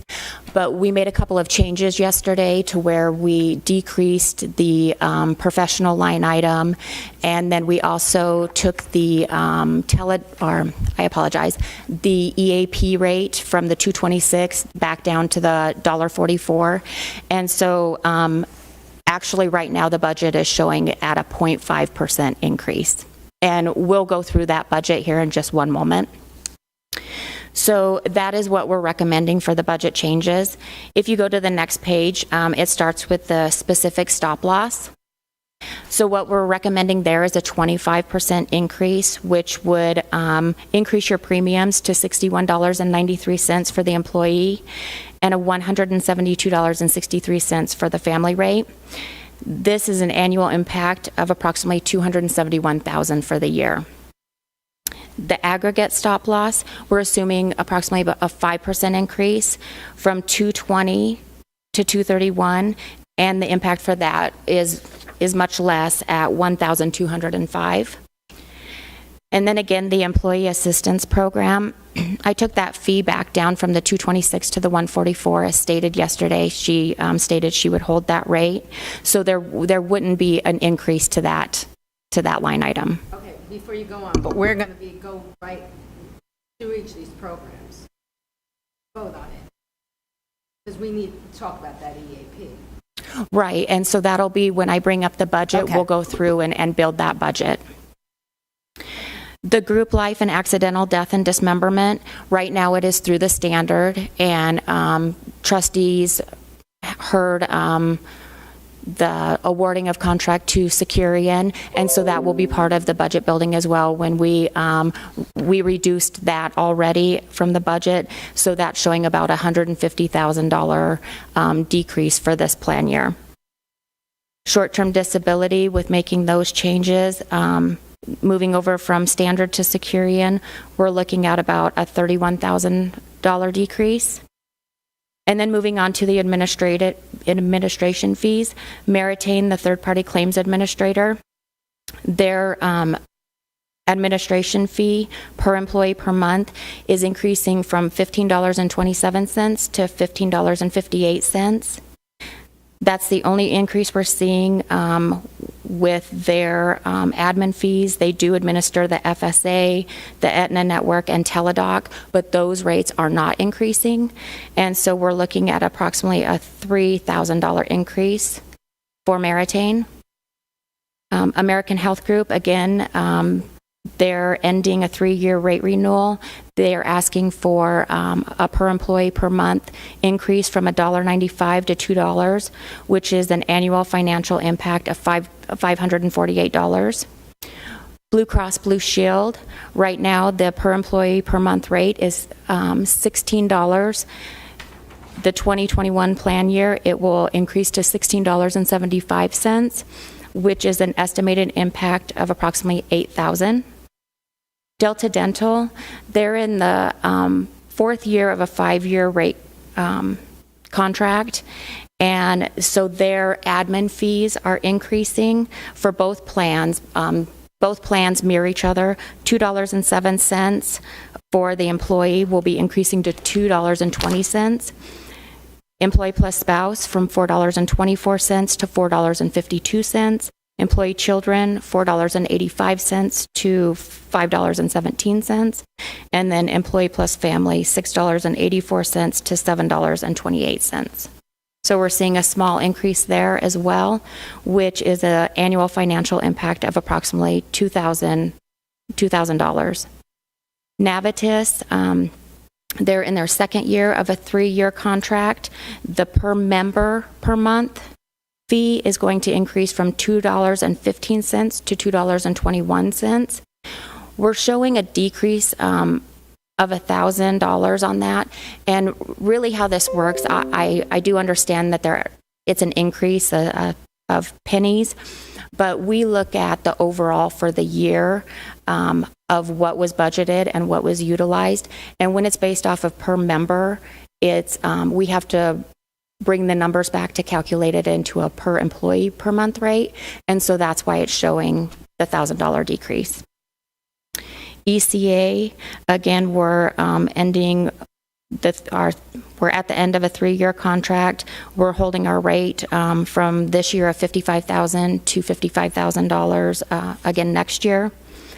For the wellness consulting, for the per employee per month, right now it's at $6.50. We're holding it again for next year, the 2021 plan year, $6.50. Case management, this is by member who utilizes this service. So again, we look at the utilization for the past couple of years, and so we're showing that based off of utilization for the past 2 years, the plans utilized about $24,000 is what they've paid out, and so we decreased that line item by about $1,000. Home and case management fees, this is a breakout for the mental health and substance abuse. To be honest, I don't know on this line item. We haven't been billed for anybody. I don't know if anybody has utilized this service, and so we just left it at the $5,000. The Livongo program is doing very well. Participation has increased significantly, and so we added $21,000 to that line item. Wellness program fees, that's a flat $20,000 that's budgeted in there. The professional fees, we get direction from the staff. They give us what is utilized in your internal budget, but then we added the $22,000 for the actuary. For personnel services, we did budget the $353,000, but we have already decreased it back to the $306,000 as directed by staff, and so that is what's showing in the budget at this point in time. And then the office miscellaneous expenses, this one we have budgeted at $56,000, which is a decrease of $224,000. And how that works is after we negotiate the stop loss, any additional funds that weren't utilized in that line item, we move it back into the miscellaneous line item. So that's where that decrease came from, because we pulled those dollars just basically went back into your surplus. Madam Chair. Yes. Personnel services increase? The personnel services, we took it back down to the $306,000. Initially, when we received the budget, we were asked to increase it by $46,000, but then we were asked to take it back down to the $306,000 again.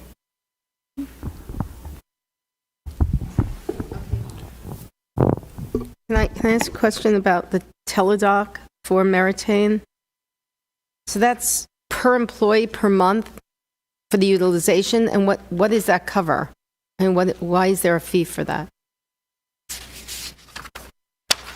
So the $1.55 is the administration fee through for the service, but there is the cost share of the consult itself, so it's 2 separate fees. So the EPO, it's a $40 consult fee, but only $10 is charged to the employee. $30 is paid for by the trust. And then with the high deductible health plan, it's $40 for the employee till they meet their deductible, and then the plan pays 100%. So that $1.55 is the admin fee to administer that program. Sam. It joined the conference. It's not going up. It's holding at the $1.55. Okay. Anyone else have a question? Madam Chairman? Yes. It appears like based on your presentation, there are changes based on the memo that's attached in here. So do we see something with those final numbers that you have? Yeah. So we could at least see it? And that's or is the that going to next be stage. reflected in the That's the budget next that we're step. going to be approving? So, Madam Chair, Susie, that's the next stage. What Amanda's going to pull up is an interactive that we have. That's the budget. And it actually goes through, what she just read to you is everything that's already incorporated in there. In other words, all those charges have already been built into the budget. This is basically a disclosure document that gives you what our assumptions are on the fixed cost portion of the budget. So what all the vendors are being paid and how that breaks out into the components that build into the rate. What we're going to move into next, right, is we're going to go into the variable elements. Berlin, I got you here, okay, but some of the staff recommendations that will impact the rates, and that's the actual benefit design. So that's what Amanda's moving into here. And for that lead-in, what I'd like to do is walk through what you've already done, because that's built in here, and then we'll talk about the 4 items that we have that are remaining for you to make a decision on, okay? So if I can, the 2 that are done is that you awarded the contract for the life and the short-term disability to Securian. So that's done, and we assumed you would. That's been built into the budget. So those dollars have essentially been removed from the overall costs for the budget. The second thing that was done was the 100% charges for all of the preventative care with teledoc and with medicine. So our remaining items that we're going to walk through in sequence, the ones that we knew about in Berlin, I'll walk through on yours, which we did not have budgeted, okay, but we'll figure out. So staff the items up for consideration is paying, is on the low dental plan, making preventative care 100%. Okay, it's on the high plan, it's not on the low plan. So moving that to 100% of preventative. So basically, we want people going in and getting preventative care. And if you remember from yesterday's presentation, and for some of you have been here for several years, for whatever reason, we have a very large population of people that don't seek preventative dental care. Preventative dental links into cardiac and diabetes and all these other things, so we see it as one that if we can remove a cost barrier and then do these outreaches to get people to go into the dentist and get their oral hygiene, that we'll be better off. So staff recommendation number 1 is increase the preventative benefit on the dental to 100%. Secondly, on the EAP, we had a conversation yesterday. After that discussion about whether or not the EAP is worth it, we huddled with Ken and Jade, and what the recommendation is going to be is to non-renew the current EAP provider for the current year, to leave the dollars in place in the budget, and then to absorb 2 costs that the sheriff's office is currently using or is proposing to use. One is, and Ken and Jade will jump in, but they've got essentially a sex crimes unit over there where the sheriff has implemented a once a year sit down with a psychologist to make sure you're still okay program. We estimate the cost of that to be about $4,000 a year. It's an estimate. We haven't done it, so we don't know. And then the second part is partially covered by, theoretically available in the current EAP program, but he has a vendor for critical incident counseling that is required under law. He has a vendor he's using in Prescott, and to absorb the costs of those critical incident type counseling sessions. Now, Ken and I had a conversation about this yesterday, and I've had conversations down at ASIP on this. This is the intent of this one. It's kind of a funky one. Okay, you can budget it however you want to budget it. You're going to have to pay it under state law somewhere, or the county is. But the intent of this is to keep people that are having post-traumatic stress disorder type events out of the workers' comp system. So it's offering a benefit. So it is, in my mind, it is an appropriate one to budget into the benefit trust. So what we would do is absorb those 2 costs from the sheriff's office using the existing budget. They are both unknowns. Okay, so we're just saying leave the money in there, let's see how it plays out. And then as pertains to employee assistance, the remaining services, employee assistance and psych and substance abuse counseling services, we will work with the HR staff this year. We will drop the EAP for the current year for all other employees, but we will work with HR staff and do an RFP to reintroduce the benefit next year in a much more structured fashion. So we'll go out to RFP, see if we can restructure what's there to address the concerns with the EAP and bring back a recommendation for the 21-22 plan year. Madam Chair? What is in the EAP that's different than what employees can get just from their regular benefits? The difference with the EAP is that it's no cost to the employee. So if they go, and it includes people who are non-prescribers. So it's lower level counseling at no cost, and its intent is to be, on the EAP side, for more transient events, divorces, kids, financial, a bunch of services that are frankly are not typically included in the medical plan, and it does it at no cost to them. So it's kind of a fallback, a first source, versus going into the health plan where you have cost shares. And how much has it been utilized by our employees? Been very low level utilization here. So again, it's an optional one. I would tell you that we tend to advocate for them because they tend to be low cost, and they give you a vehicle that's a fixed cost to the plan outside of the medical. Go ahead. I have a question. Can we give a benefit just to the sheriffs, detectives, and those who are involved in these critical incidents that's not available to other people? Madam Chairman, there's a push in the legislature, and you all may or may not be aware of it, to include the PTSD as workers' comp. And ASAP's been trying to fight it, and also working with Aaron. There's been conversations between Bill Hardy and Aaron, to find ways to protect the county, because if the legislature does approve including allowing the inclusion of PTSD issues or those type of mental health issues in workers' comp, it's going to be incredibly expensive, and it's going to be millions to Mohave County. So it could bankrupt us very easily. So it's my understanding what you're proposing provides us with a level of protection to try to keep it out of the workers' comp insurance area. And that's what you just explained. Madam Chair, Mike, that's correct. So it's very important to us, I think, for our future. Even though I don't have my arms fully wrapped around it, and I don't know if anybody does, but it's come very close to being a reality in the legislature recently, and they continue to push for it. I think the League of Cities was on board for supporting that legislative drive, and I'm not sure what the status is now, but it's probably still on the table. Thank you, Madam Chairman.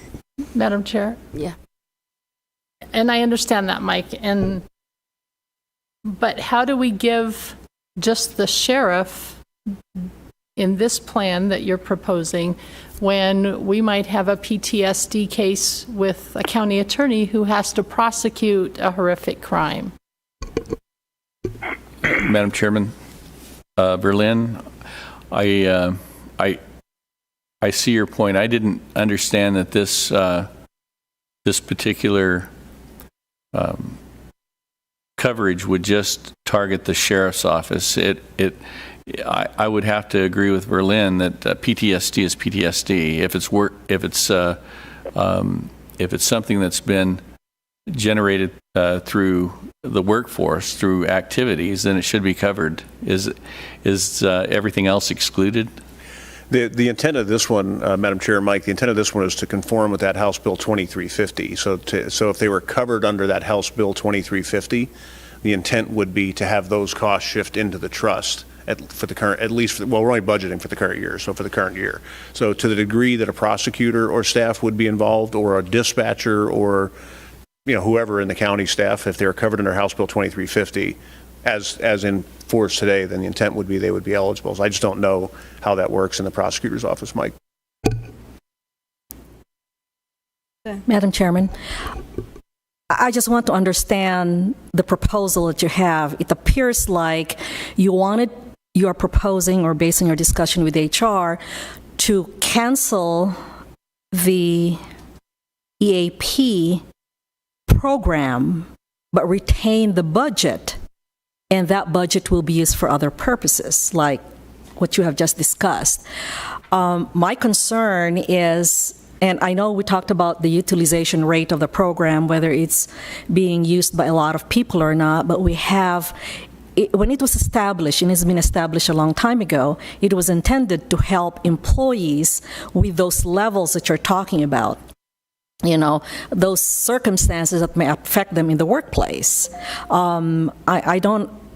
I seem not to agree as a trustee to use that money that's intended for that program for another group of employees with other types of things that we need to address. And I understand that we need to address the other types of situations that we have, but taking this money away from EAP and canceling the program, I think we need to discuss that more, Madam Chairman. Okay. In terms of its utilization and how it's, I mean, you are more in the front line of how it's being utilized by the employees and how many, I understand there's 44 people based on the report that yesterday that have used it. Well, I'm not quite sure on the number, but we're paying for a service that our employees can't use because there was one provider in Bullhead City, 11 so in it's a Lake provider Havasu, issue. and then 4 providers in Kingman. And then our employees are calling and they cannot get in. And what the lady from the Holman Group said yesterday was also is some of those providers are not taking new patients. Right. So even if they have those 11 providers, we can't get our employees in. So we're paying that $144. Was that what it was? $1.44 per member for a service that they can't provide. That's why we were recommending that we could use our money somewhere else. And it won't use near as much money as what we're paying, because that's what, $2,400 a month. Right now, for the sheriff's office, the detectives, there's 12 of them, and for an annual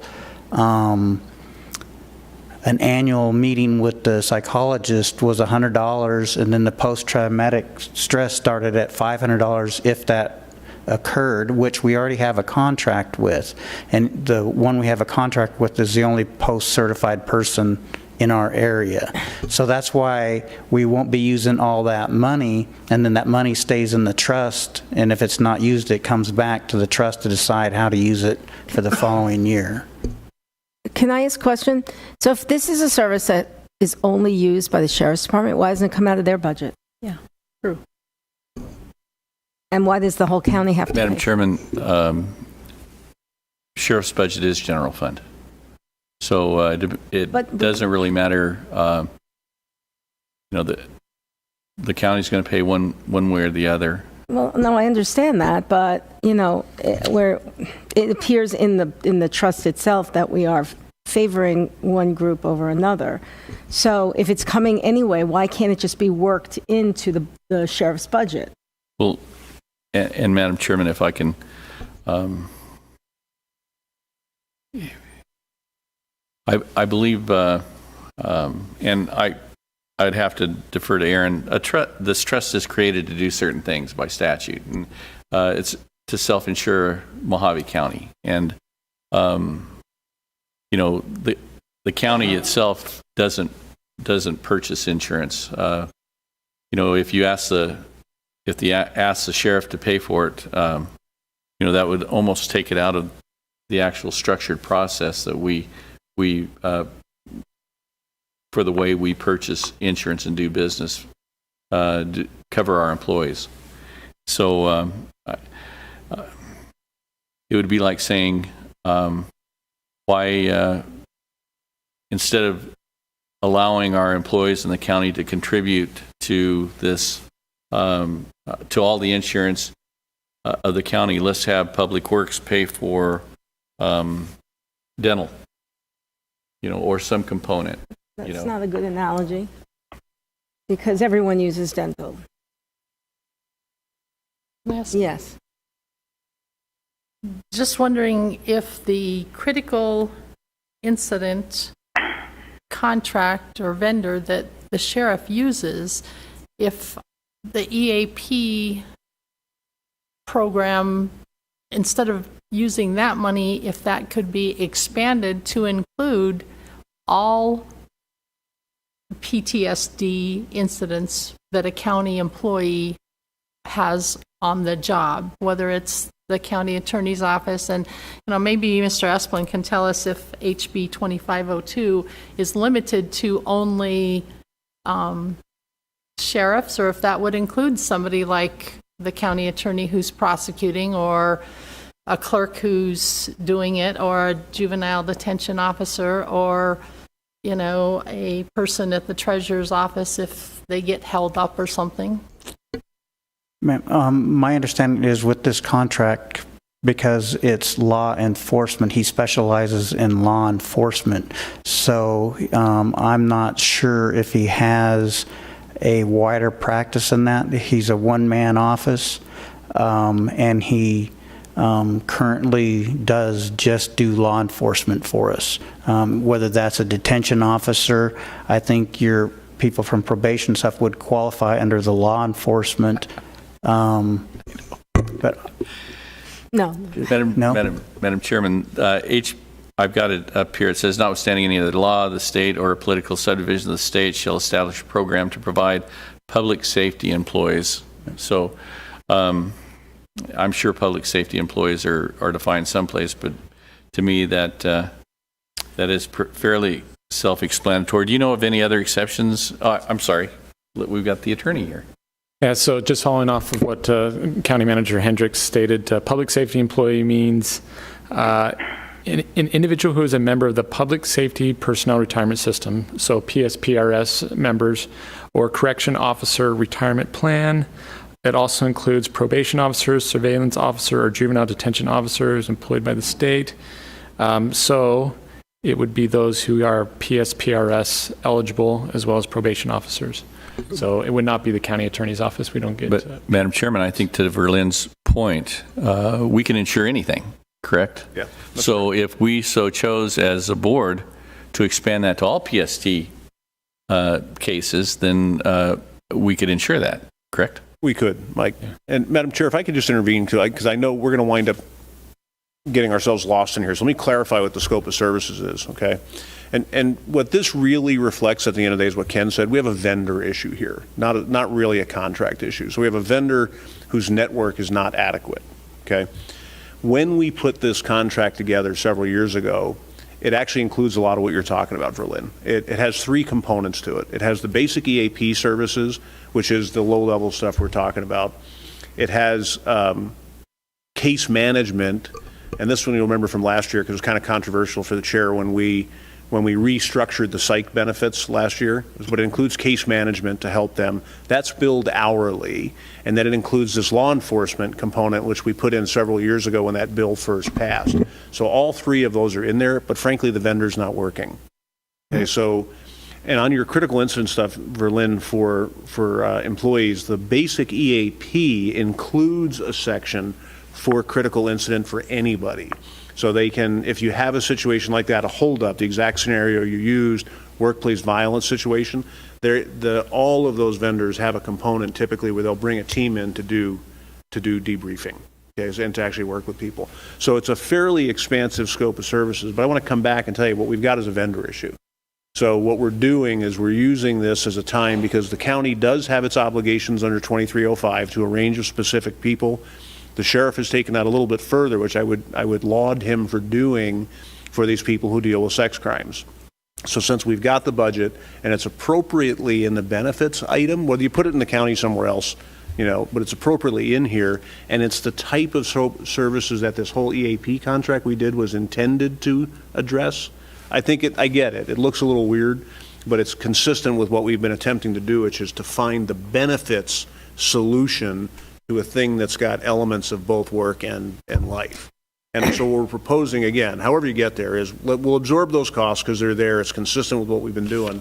But give us a year to fix the vendor issue because, as Ken said, it's really irrelevant if they can't get in. Right. So it's $1.44. And we're leaving it in the budget. Leaving it that. So just as a aside, so we found out yesterday that it's a vendor issue. They can't find providers, but they still wanted to raise that rate. Was that going to get us anything else or just more money? No, I think with that, I think what you saw yesterday, Madam Chair, is the presenter changed multiple times and the CEO wound up, we didn't even know she was coming on the phone. I don't think she checked with her staff. Okay. That's my guess. I think she got confused and then she realized she was in trouble and just cut the fee real quick. Yeah, exactly. It's exactly what happened. That was my take on, I've worked with her for a number of years. I mean, good person, no arguments, but I think she got caught short yesterday. Yeah, I think we made it clear how we felt about it. Okay. Anyone else?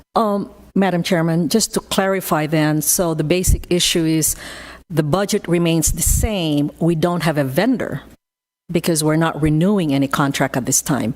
And then we can just discuss further later on how to use the money. And we're going to take it out to RFP. The intent is to take it out to RFP and restructure the benefit. And I'm, guess here, a little bit of a guess here, but what I expect to have happen is we'll have a combination of online and in person because there's a vendor shortage. Yeah. And we know there are avenues out there that emphasize this online as well as, so we'll work with Ken and Jade, kind of like we did on the life insurance. We really structured that to meet the county's specific needs. So we'll meet with them, come up with a structure we think will work better in a more connected world, and then bring that back next year for you for an up or down vote. Okay, thank you. Okay. Okay, so that's just to clarify, Madam Chair, to move on. So what we're saying in the budget, which you're going to vote on, is we're assuming we're going to non-renew the EAP vendor, and we'll absorb those two elements from the sheriff's office in the current budget and then go to RFP, just to put that circle. That's what our recommendation is. I'm trying to pick the easy ones here so we can do.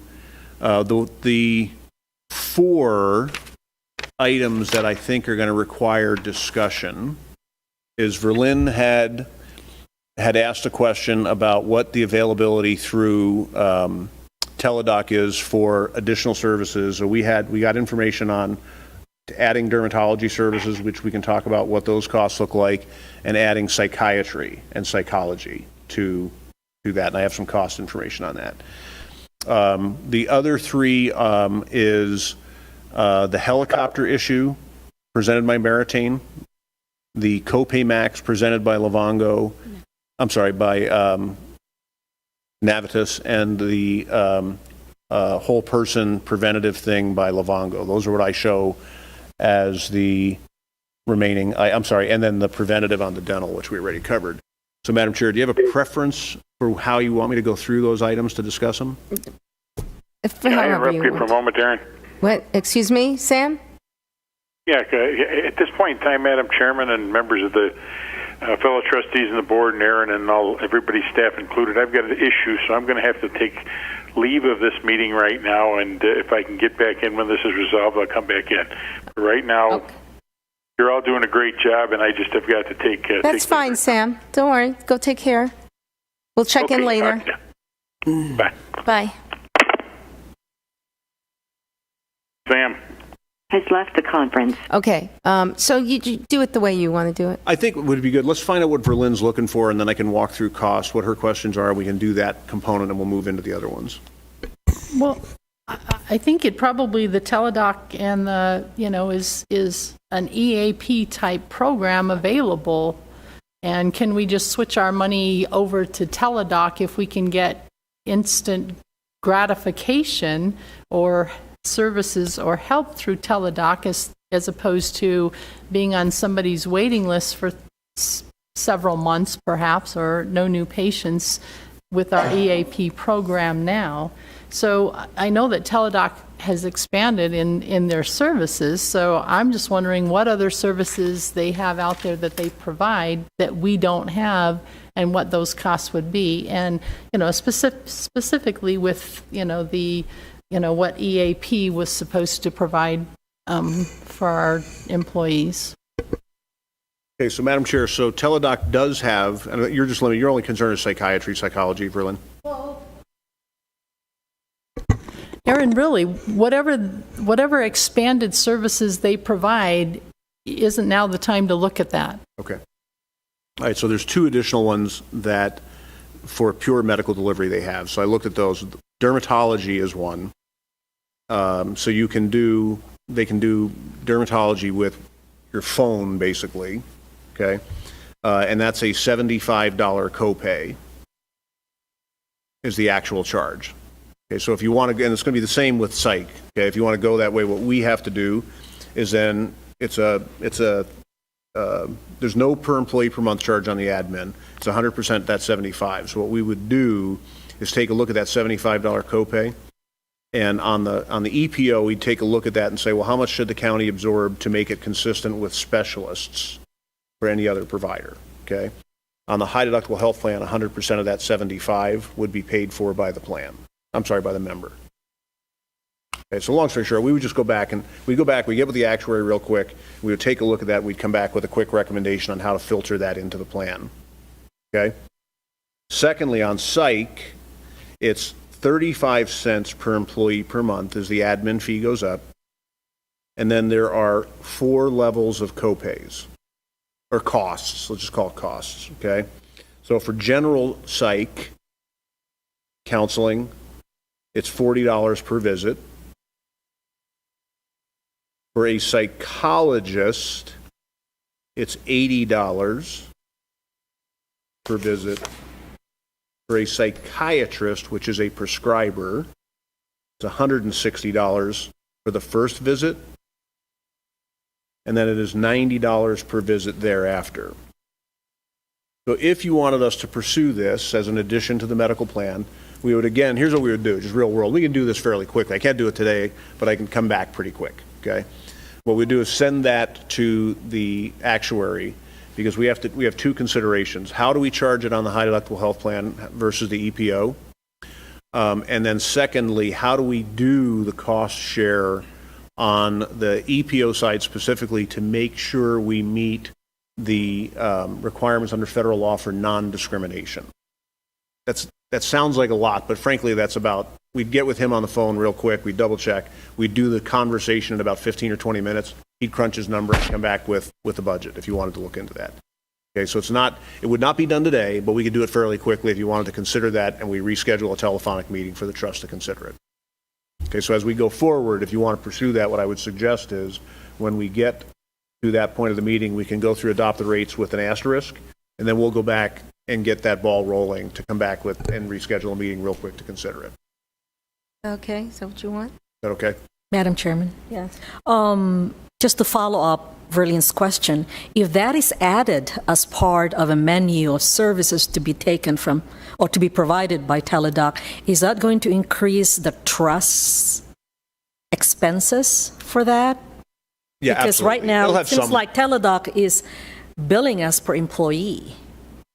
it for will their have admin. some direct expense. Nothing in there is going to be dramatic in terms Well, of the cost. the direct expenses will be with the plan and the employee. Correct. But I'm talking about the trust budget for the admin. Is that going to increase the admin of Teladoc if we increase the different additional services that Verlene is talking about to be part of their services to be provided?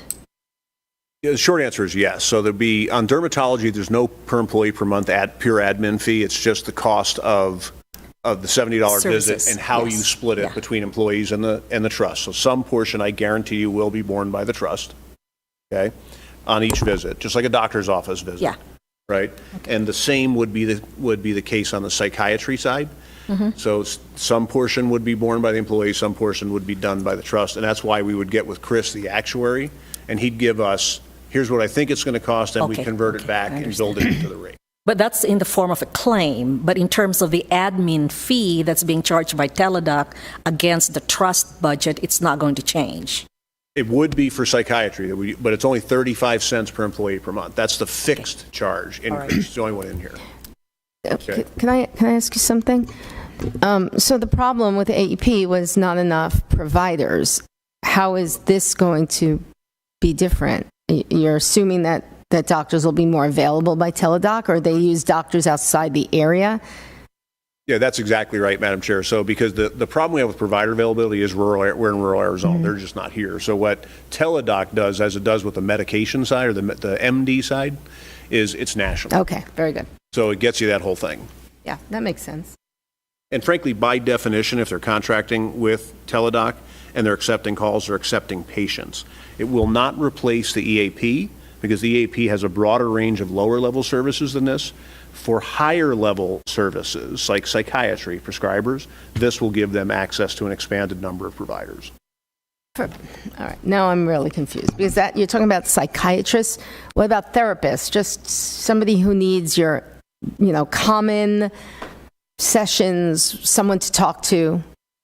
We'll give you a higher number of those outside of the area, but it won't give you this, like Verlin had raised the question, Madam Chair, and I may have stated it poorly, but she raised the analogy before of what if somebody walks into the treasurer's office, essentially during tax time, pulls a pistol. It's not going to do that it will not give you that critical incident for non-law enforcement. That comes from an EAP. Okay. But in terms of counseling, this will give people access to more providers with a cost share. Got it.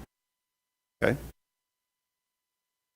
And the cost would be for what we're seeing EAP for now, those low-level people would be $40 per visit. Correct. So some portion of that, Verlin, we got to go in and look at Amanda's showing me copays. Just to give you an example. 30 and 50. Okay, so the copays today for in-network mental health on an outpatient basis is $30 copay. Okay, so we can lower the copay on Teladoc relative to an office visit for medical, right? So we got to go back and say, can we do something like that here as well without running afoul of mental health parity laws in the country? That's the feathering we have to do to make sure we comply with everything. Again, a quick conversation, but not something I want to do as a hip shoot in an open meeting. Okay. To sum that one up, here's what I'm suggesting. If you want to do that, right, when you get to the motion part where we're talking about benefits, what I would suggest is direct staff to go back and price out recommendations and come back with recommendations to finalize implementation of Teladoc into the benefit plan starting in July. Is that okay?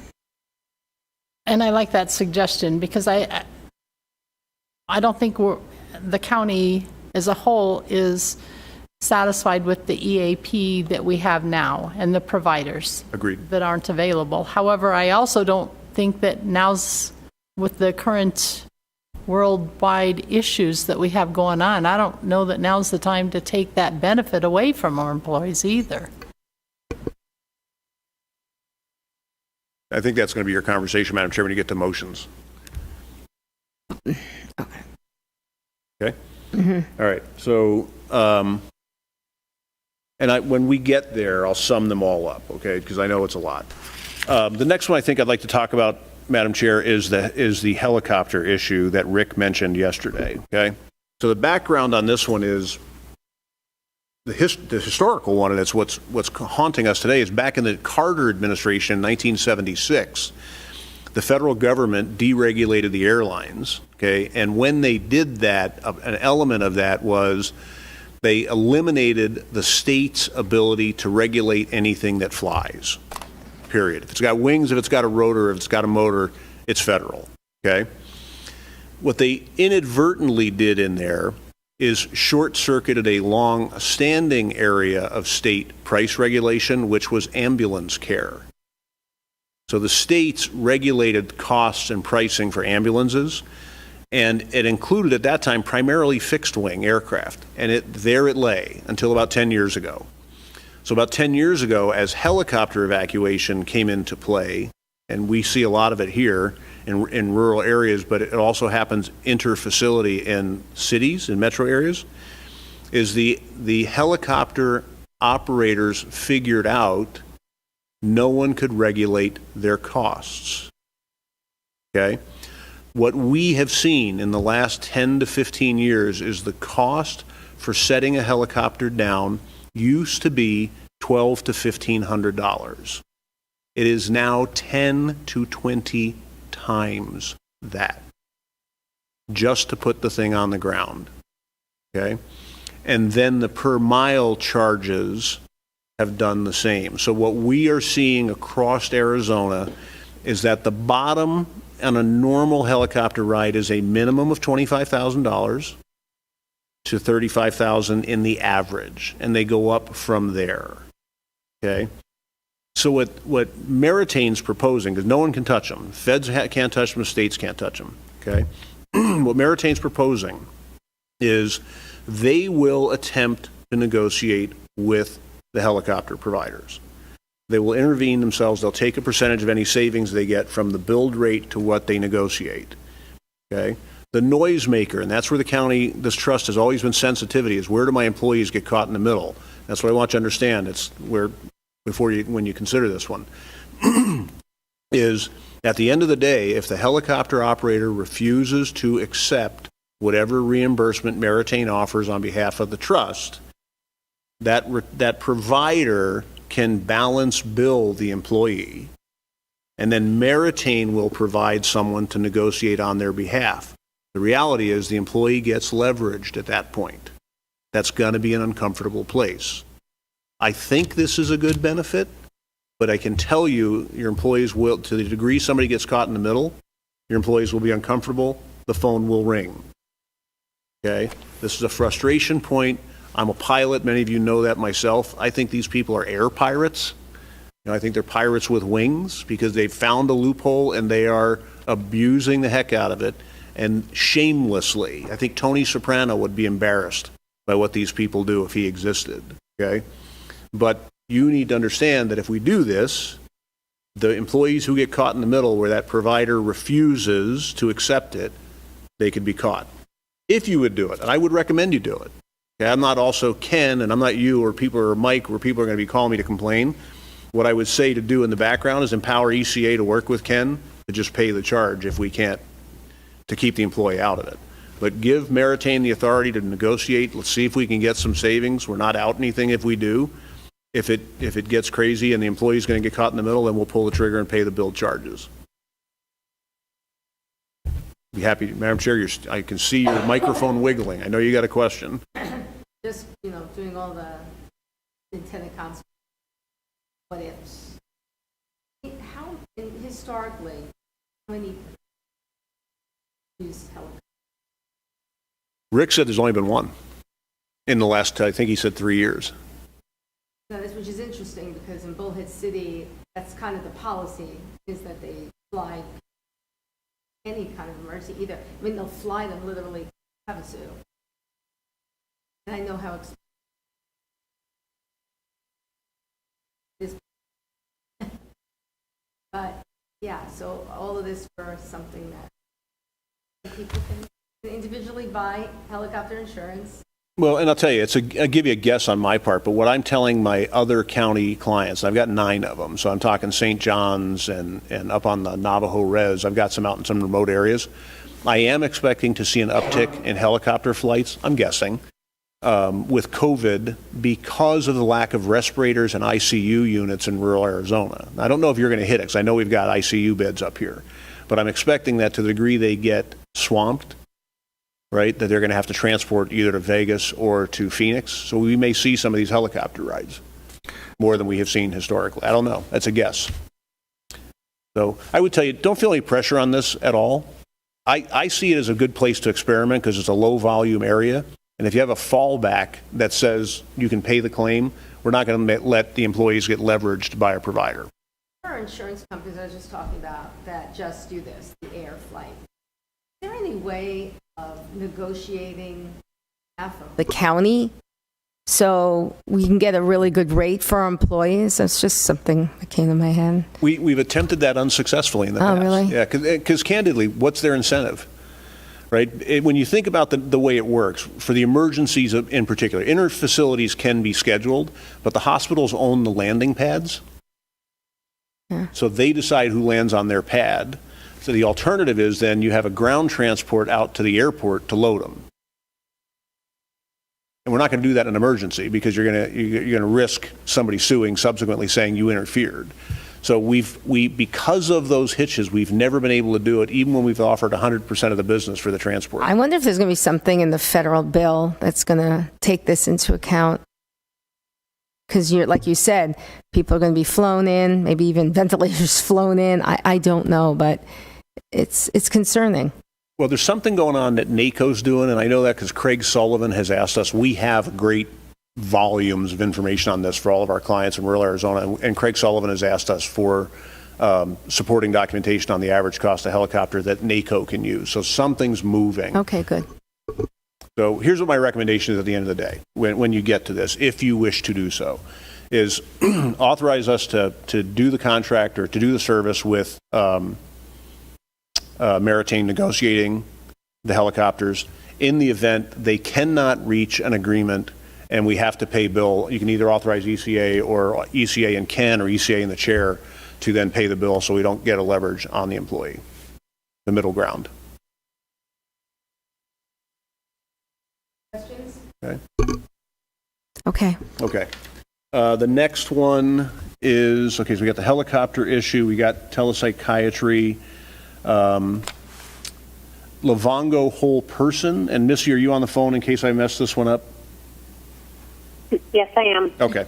So this is a recommendation to expand the existing Livongo diabetes program. Okay? And what we're doing with this, or what we're recommending with this, is we're looking at the claims data, period. And what we see in your claims data is you have exactly what everybody else has. You have that combination of people that haven't gotten to diabetes yet and that have the corresponding, and I apologize for this term, comorbidities. Diabetes doesn't occur alone. It tends to occur with people taking hyperlipidemic drugs to lower their cholesterol. Oftentimes they will have high blood pressure. It's that combination. I call it informally the Gordian knot, because it's an aging population that tends to be overweight, that has cardiac issues and some degree of diabetes. Okay? So how do you untangle it? So we know from experience with Mohave that the diabetes program has been more popular, more successful enrolling people than with any of our clients. And the budget actually reflects that. Because what we typically see in the first year is we hit pretty much where we level, so it'll actually drop and you'll maintain a certain number of population. And what we saw instead is we had to budget in an additional 10,000 because people were not only enrolling, but they were staying and more people were enrolling. So that was good. So they clearly like it. The whole person goes after those other comorbidities, and if you'll remember from Missy's slide yesterday, what we're really looking at is people who have 2 or more. So it's a very small population of people that are 100% target rich, okay? And we're recommending that you do that as a way to kind of get ahead of those claims, period. So the actual additional cost, if I remember in the budget, is an additional cost of $78,000. Missy, is that right? That's correct. Okay, if you decide to go that way. The irony, and this one's actually kind of funny, and Mike was talking about selling yesterday. Frankly, at the end of the day, we don't have a dog in the fight. We're not selling their product. We bought them in because we see in there the type of combination of claims that's costing money on the trust. And we know that things like the diabetes program has been successful. We know that on the mammography screenings it's been successful. We know that because we've seen the breast cancers and the things that have been caught. So this is an area that we believe may benefit the trust over a couple of years because it's targeting that specific area. But at the end of the day, you guys have to make that kind of a recommendation and a decision in the environment. You're requesting an additional $78,000 in the budget. What do we get for $78,000? And that, if you remember the program yesterday, and Missy, you can jump into this. This is the one where the people who meet those criteria enroll. I saw that one. So but what do we get specifically for the $78,000? Is it the program? Is it what? It's their services to manage the people that meet that population, Susie. So the people who, and Missy, you can jump in, but who meet the criteria for high blood pressure, hyperlipidemics, weight, who are pre-diabetic. So now we cover the spectrum. Just things for employees? Those, I saw the picture, and there are some things that they need to be part of this program. Is it $78,000 purchasing that, or it's just to establish the program? It pays and the for cost all of those equipment are still borne by the employees. It pays for all of it. And so it pays for that. It purchases that, the blood pressure monitor. It pays if they're qualified for it. It pays for the scale. It pays for the coaching services. What else, Missy? But that's the cost of the employee, not the $78,000. Zero cost to the employee. Oh, zero cost? 100% paid for by the plan. Okay, so the $78,000 would cover those Covers everything. for the employee. 100%. Madam Chair, follow-on question on that. So I was looking at that picture yesterday too, and was kind of curious about that because it looked like there's a smartphone there, as well as some type of an iPad or something like that. That was all part of that picture and what a person would have to have. But I was also curious, you said it was just targeting certain individuals that have those prerequisites of blood pressure, pre-diabetes. So it's they're not going to be going after someone that physically needs physical fitness, or it doesn't, somebody that weight control or something like that. Are they pushing it out to everybody or just that select group? You make it available to everybody, but the only ones who can enroll are the ones who have the condition and meet the criteria. So in other words, they have to be on a blood pressure medication, that we have to know they have high blood pressure, they have to have a prescription and be treating for diabetes, or they have to have a BMI above a certain level. So you're treating 100% of the population has the condition. The alternative to that, the contrast to that, Roger, is that when we do mass screenings like skin cancer screenings or breast cancer screenings or prostate screenings, we're screening an entire population to find them. In this particular program, they have it to get in. So you're treating 100% of the population with the condition you're trying to target versus searching for it amongst the broader population. That makes sense? Kind of reversing it. So you've got your population, 100% has the condition. Okay. Missy, did I miss anything in there?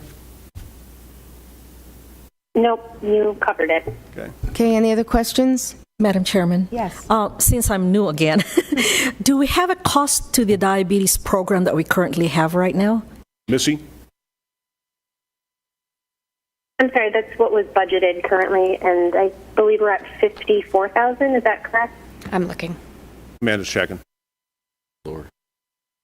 So we currently have a budget for that program right now. Is this 78 be on top and above that budget, or it will take over the budget for part of the budget for the diabetes program? So as of now, the cost is approximately $50,000. That's what we have budgeted for the program that's in place now. How much is it? I'm sorry. For the diabetes program now, we have budgeted $50,000 based on the population that's enrolled now.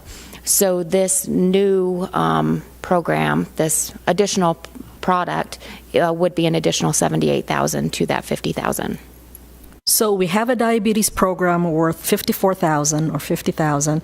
Then there's being recommended another program platform which would cost the trust $78,000 above and beyond. Correct. Okay. You're confused. Is that good? I'm sorry? You're confused, I can tell, so I want to make sure you understand. Well, we have a basic diabetes program right now, and I understand that we're expanding it for this platform, but I don't understand how we can fund both. Okay, so it's not redundant, Susie, and that's what I think the confusion is. Okay. So today the program only does diabetes, so now it's expanding it back for high blood pressure, cardiac conditions, and for pre-diabetes, which does get into issues like weight and BMI. So what you're these are people that are further down the scale that do not yet have diabetes, but that have other conditions in addition to it. And this is moving down the scale to cover those as well. Okay. Okay. And those people would have to sign up for it. They would have to go through screening to enroll to make sure they in fact have the conditions that the program is targeting. And I enroll in it. I'm sorry if this was said yesterday. I enroll in it, and what happens? What do I get? So you get, and Misty, you got to help me on the specifics, but depending on the condition you've got, you're going to get a blood pressure cuff if you're on on blood pressure medication to make sure you are in fact testing. It uploads not through your smartphone, but they're all cellularly enabled independently, so you don't even have to have a smartphone. So you're taking your readings, it's monitoring what your readings are by day. When you step on the scale, it's monitoring your weight, and you get an individualized coach specific to the disease state to help you make the changes you need to lower your risk. And for you as trustees, the risk is what ultimately translates into claim dollars. I really wonder if that's something people would sign up for. Madam Chairman? Yeah. It does, on page 58, it talks about that there would be shy of 500 people that would be eligible for the pre-diabetes. There would be 157 that would be eligible for the cardiovascular solution. Of those 478, 10% is projected to enroll. That's just a projection, so it only apply to less than 50 of our employees. On the cardiovascular, it says 20% is projected to enroll, so that would only be like 30 people, just to answer your question. Right, 30 people, maybe. For $78,000. And how would Cost they would be know? I 100. mean, we would send out something, and if you're unhealthy, Yeah, if you've got these types of, if you're in this situation, you're taking a blood pressure medication, you've got a BMI above, if you've got this type of thing, Right. we have a program, it involves these things, call this number, Yeah. go through the process to see if you're eligible. If they are eligible, then, and they wish to enroll, then they go through the process to get the member packet, to get set up, to get the devices, and then to get. it's almost like in the system wellness for- in a way. When you have diabetes, you have diabetes. When you're, this is, can be considered preventative. Anyway, yes. Madam Chair. With our $50,000 though, and those people who signed up for the Living-Go before, you can quantify how much savings to some degree, can't you, for that 50,000? And would we be able to project possible savings for the next 30 or 50 that signed up for this $78,000 program as well? I'm assuming that all the people that, Mike just talked about would get some kind of a flyer saying you're eligible based upon a medication that you take. So then if they were screened, or even a percentage of them was screened, would we be able to know approximately how much, based upon this program, that the county would save in medications or treatments? Yeah, and Berlin, you're getting exactly to Mike's issue yesterday, which is everybody has an ROI figure, it's return on investment that they do, and Mike spoke like an engineer and did it really eloquently yesterday. He could basically show me the money, okay? And it all comes down to the methodology, okay? So let me give you how that works, because you're trying to prove a negative. And I agree with you. This has been a challenge for us as a firm over the years. How do you measure what didn't happen? So with chronic disease states, like diabetes, like hypercholesteremia, basically you get the stuff that clogs arteries, they have normative data and population data. This group is too small, period. It's just not statistically valid. What they can tell you is, based on the presence and the severity of specific risk factors that are measurable, that those individually and in combination are an indicator of what your claims will be. With diabetics, A1C is a huge one, right? With the general population who's at risk, and Missy's probably cringing right now because I'm doing this and it scares her because I'm a numbers guy doing it, but on men, for example, waist circumference is a big one. Waist above 40 inches puts you at risk for certain things. So what they will tell you is, to the degree you control those risk factors and improve them, you reduce the claims dollars that will ultimately come out of your fund.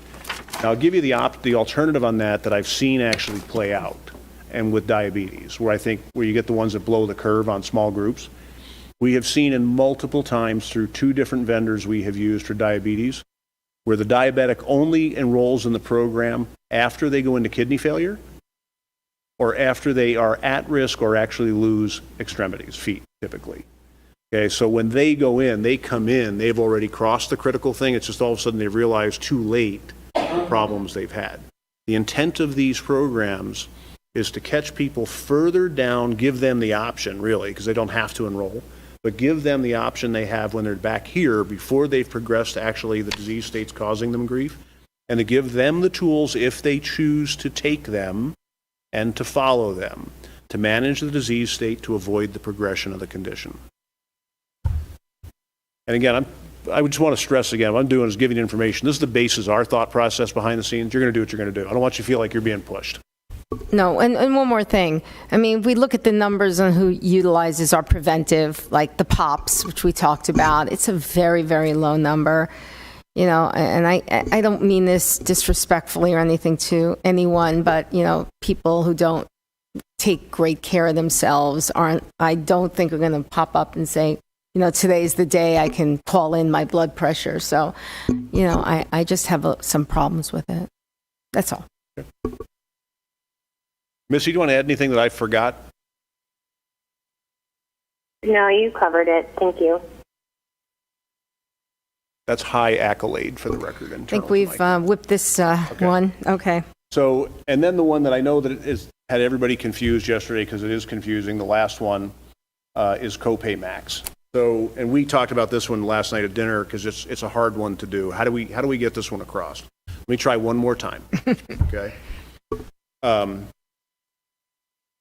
I'll use myself. I'm going to use myself as an example, and I'm reaching all my HP.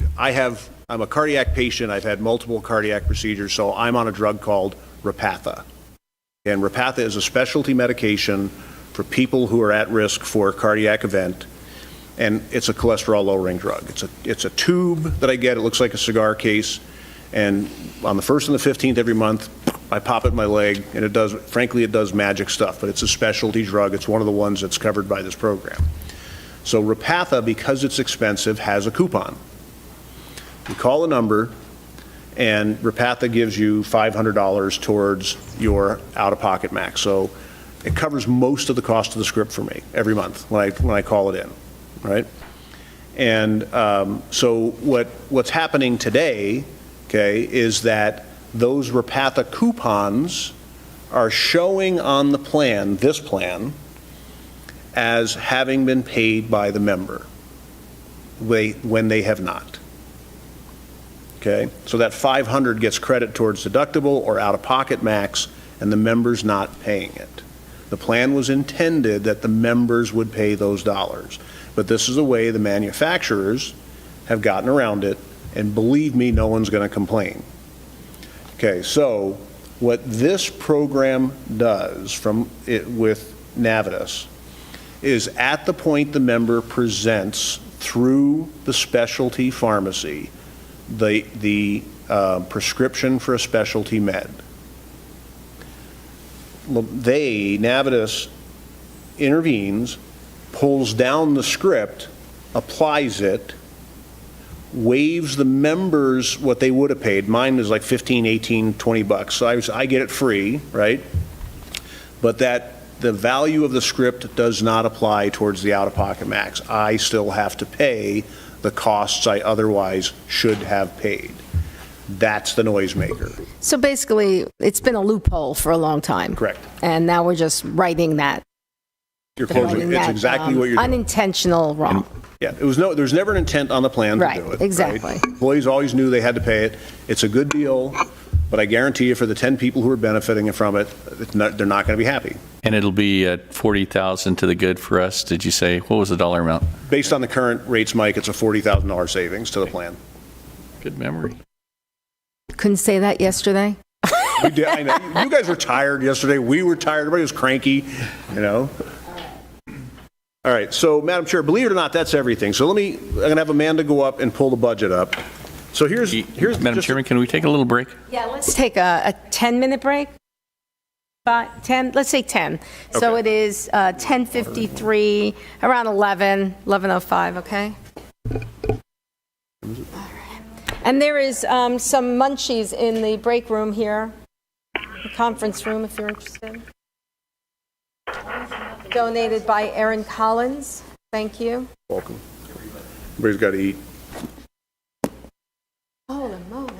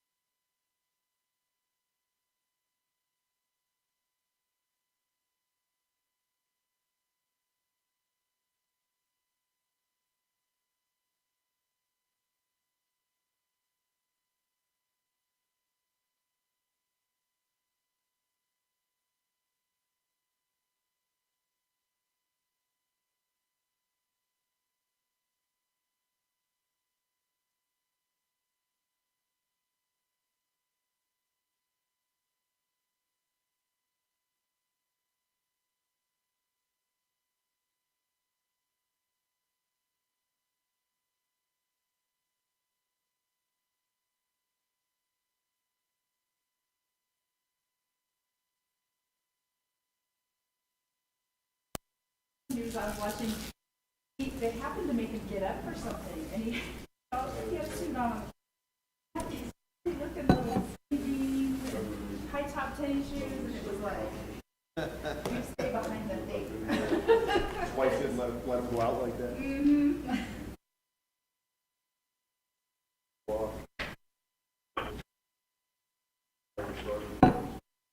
And once we finish this meeting, 5 minutes for her to switch some stuff over. Byron will call in. He'll give his update when we're done. Okay.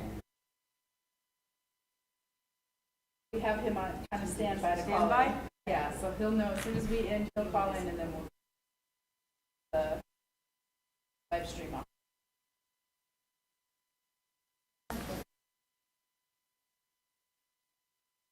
No, actually. However, they are supposed to follow the less than ways.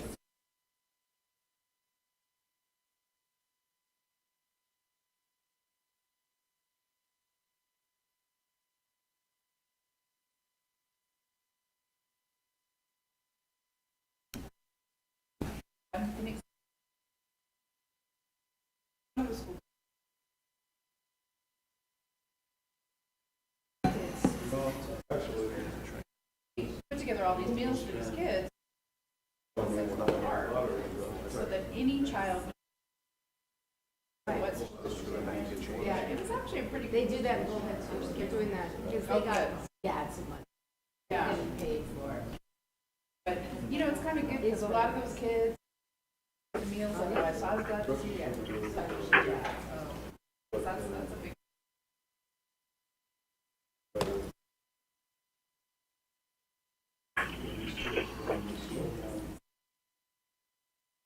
Okay.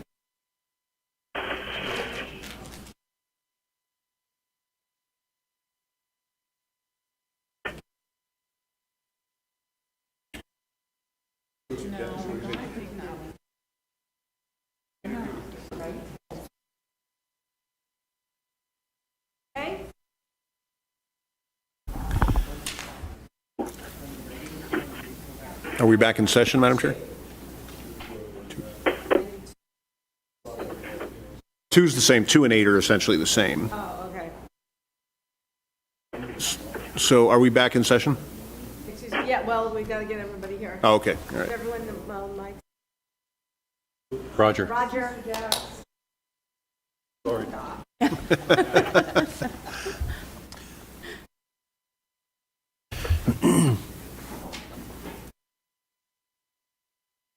Okay, I'm going to reconvene this meeting, and we are now on, excuse me? Yeah, it's on. I know, I'm talking so quietly. Okay, so now we'll go to 8. Discussion, consideration of impossible action regarding 2020 to 2021 MCEBD budget, benefit changes, and rates. Okay, so Madam Chair, I'm going to ask Amanda to pull up the budget. And let me start out with the big picture and then come back with a suggestion. So in essence, what the actuary said is that we can technically cut rates. You never cut a rate, right? So you basically hold them flat. So what we did is, in the budget that Amanda has, we incorporated all of the fixed cost charges that we did. So the assumption of the 25% increase in the stop loss premium, we incorporated basically all the fee increases for the vendors.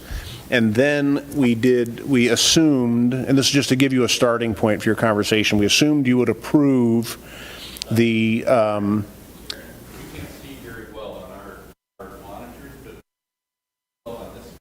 okay. Make it bigger now.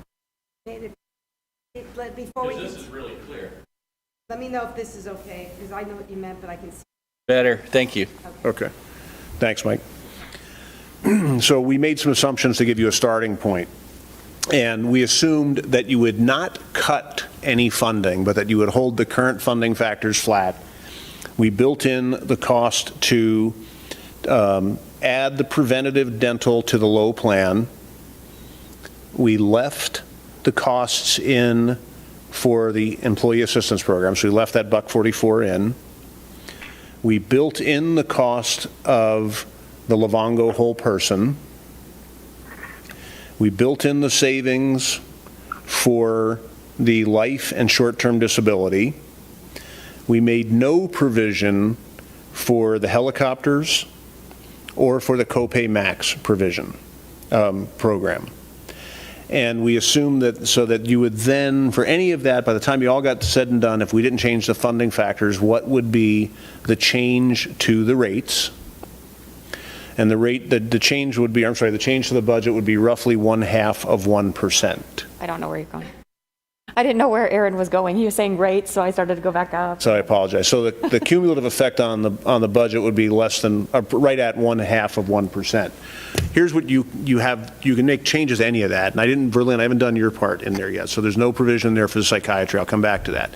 So in essence, when we did that, you could make every recommended change and hold the rates totally flat. And if you drop any or add any, our suggestion is going to be do that and still hold the rates flat, because what we want to do is preserve as much of the funding factors as we can just for the general budget, and also to deal with anything that we have coming up on the COVID situation.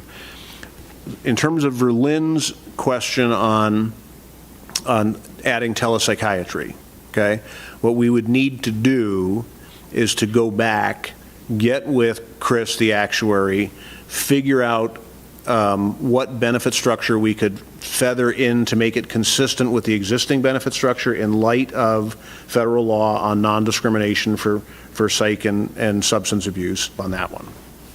So from your perspective, to put a handle on that, there is no cost impact regardless in our projections, because we didn't project any cost increase on the helicopters or the copay max, even though they are expected to have some savings. We just had no way to do it. And then each of the other benefits has some cost that's included in here. So my suggestion, Madam Chair, would be ignore the budget for the time being, because we don't think it's going to have a rate change.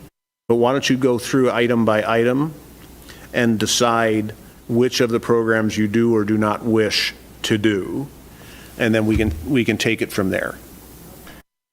So if I could suggest, Madam Chair, I'd say start with the dental. I think that's the easiest one with the least discussion. The question is, do you want to add 100% of preventative care? No restorative, no anything else, just preventative care, so the cleanings and whatnot. Okay, we need that in form of a motion? I think that would be a good way to go. Okay. Okay. I move that we add the 100% care coverage. Thank you, Artie. Okay, all in favor? Aye. Opposed? Motion carries. Can you give us tallies, Madam Chairman? Can he give us tallies as we go? Yeah. Okay. Let me see. Okay, so we got the dental done. On the EAP program, so our proposal here is to non-renew Holman Group, the EAP, it's EAP, case management, and the House Bill 2350 vendor as of July 1st, to leave the budget in place as it is at $1.44 PEPM, to incorporate the cost the Sheriff's Office has for their 2350, House Bill 2350, and the other, anybody covered under 2350, to cover their PTSD out of that item, and also to cover the Sheriff's Office costs for the annual testing for the people who are in the sex crimes unit. The annual evaluation for the people in the sex crimes unit, and then to direct staff to ECA to work with HR staff to conduct an RFP to potentially replace the EAP for the 21-22 year. That's the staff recommendation. Okay. Madam Chairman? Yes. Just for clarification, we're holding the budget for this coming fiscal year for EAP, but we can revisit the issue in the next fiscal year. Correct. And Mike asked if we can have a running total. Are we going to do that? Yeah, what we'll do is we'll know, that way we're going to use the time with the Sheriff's Office expenses to actually get a handle on what the costs are going to turn out to be. Is that what you meant? No, I wanted to know how much we added for the dental, a running total on how much increase. Oh, I got it. And Madam Chairman, I thought, and I would support, I believe where Verlin was going, if we're going to include it just for the Sheriff's Office, the price that we obtain should be for all PTSD, and we probably need to include the mental health yearly exams for those attorneys that are in taking the sexually violent and other cases like that. Mike, and Madam Chair, I'm great with that. What I don't know, Mike, and the reason you see me doing this is I know the Sheriff's Office has an adopted protocol. I'm not sure if the Attorney's Office does, but I would say if they do, and then we have the money in the budget. The Sheriff's Office has a real specific adopted thing, so I'm assuming do you want them to joint purchase or collaborate and use that same thing for like the prosecuting staff? I'm at a disadvantage to a certain extent because this hasn't been discussed with the Attorney's Office and with Matt Smith or with, I haven't gotten any feedback from my Indigent Defense Services attorneys on this. So this is all new, but I would assume if the Sheriff's Office is having this need and they've got people that are placed in these situations that could conceivably have them get PTSD, that other areas that do almost the same or similar jobs should be covered under this program. That's what I would think. Madam Chair, can I ask a question? If we're taking out the EAP program and holding that money, but then we're using it for the sheriff for this other thing, we're really not holding that money. So a year from now, when we want to spend that money, what's the sheriff going to use? Aren't we using that same money? That's a great question. What we expect to have happen, Madam Chair, in Berlin, is that we will whatever the Sheriff's Office spend will give us a solid number, and then we're going to come back with the RFP for a replacement provider so that we will then budget them as separate line items. So we'll break it out and acknowledge, here's what the Sheriff's Office thing is costing, here's what the EAP is, because I think there's overlap with them, and we may be able to handle parts of them with each other. So that it's basically a place marker. We're leaving the line item in, we'll spend the money that we have for the Sheriff's Office, and as Mike said, if the county wants to expand it to these other ones, the pool of money will be available, and then the EAP will come back in and break out the expenses based on what happens with the RFP process.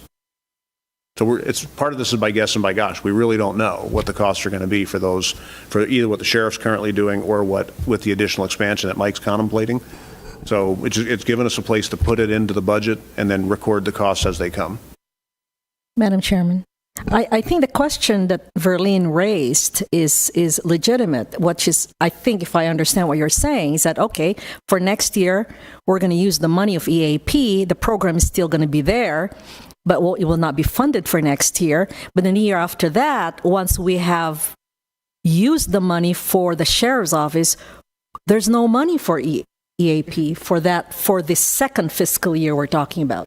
Correct. So basically, we're adding a new expense to our budget, the sheriff's 2 different line items. We're adding that to our budget this year and taking away EAP. Correct. That next year we want to incorporate again. And that's what I was saying. I may have said it badly, Verlin and Madam Chair and Susie. What I'm assuming is we're going to do an RFP for that second part. So we're going to use an existing line item for the sheriff's office and whoever else, right? Just because the money's there, we don't have to change the budget.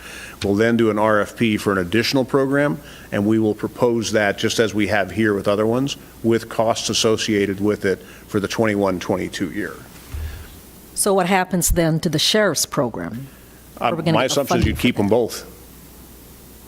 You just have to fund them both. Okay.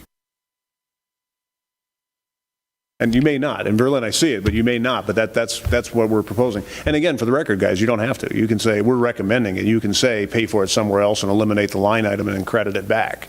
So we're thinking this is a way to kind of get it where we cover the spectrum of what I think county staff is saying they want to accomplish. So that's just our way of doing it. It's a little bit of bailing wire and bubble gum, but it gets us to the point where we can hopefully have a replacement program that's more responsive than what's happening now.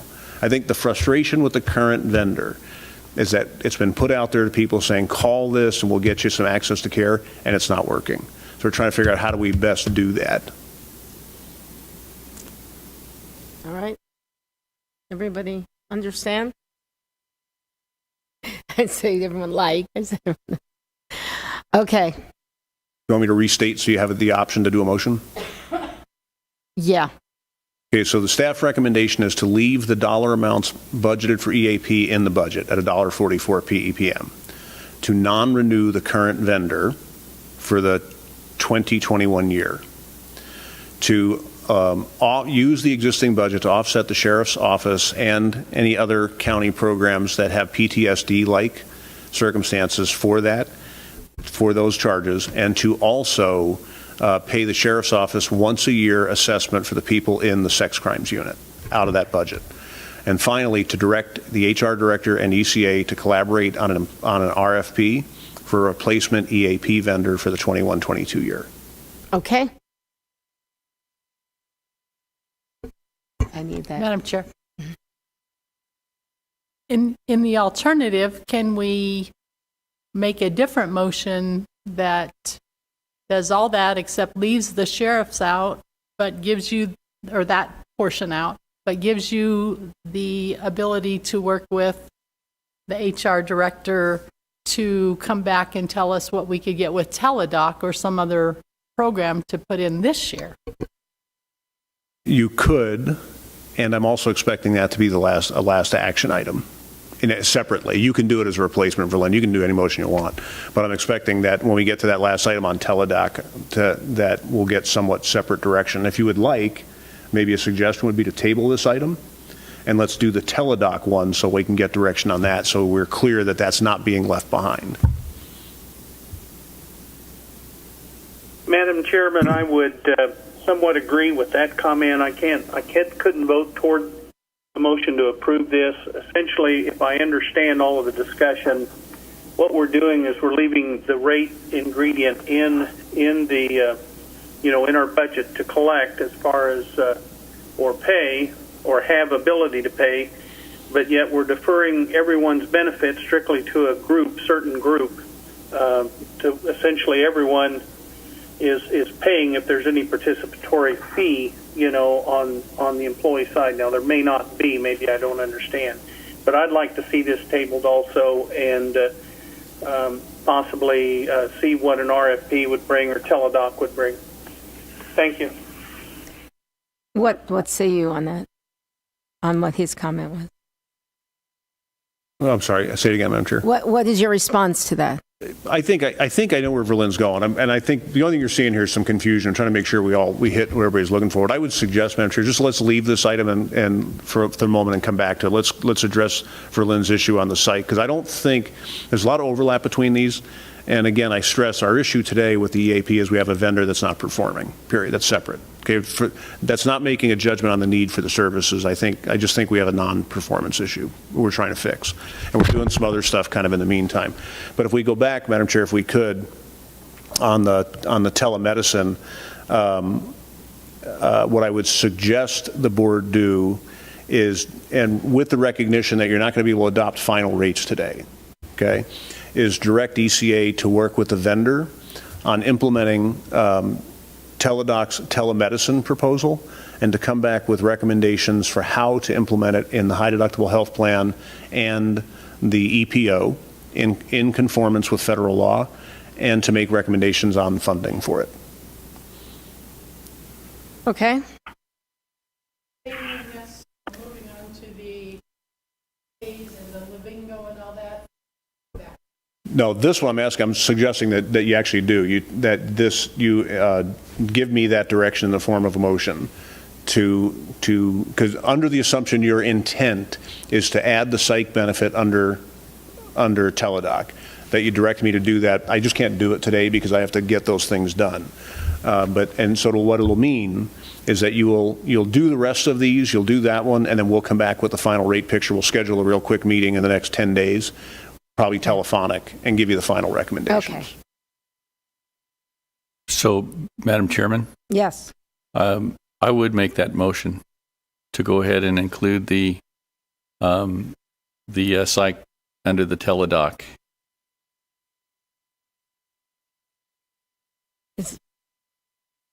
That motion also include eliminating our existing.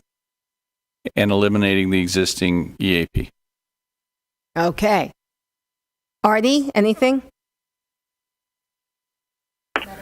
Yeah. No, I still can't endorse that, but no, I have no further comment.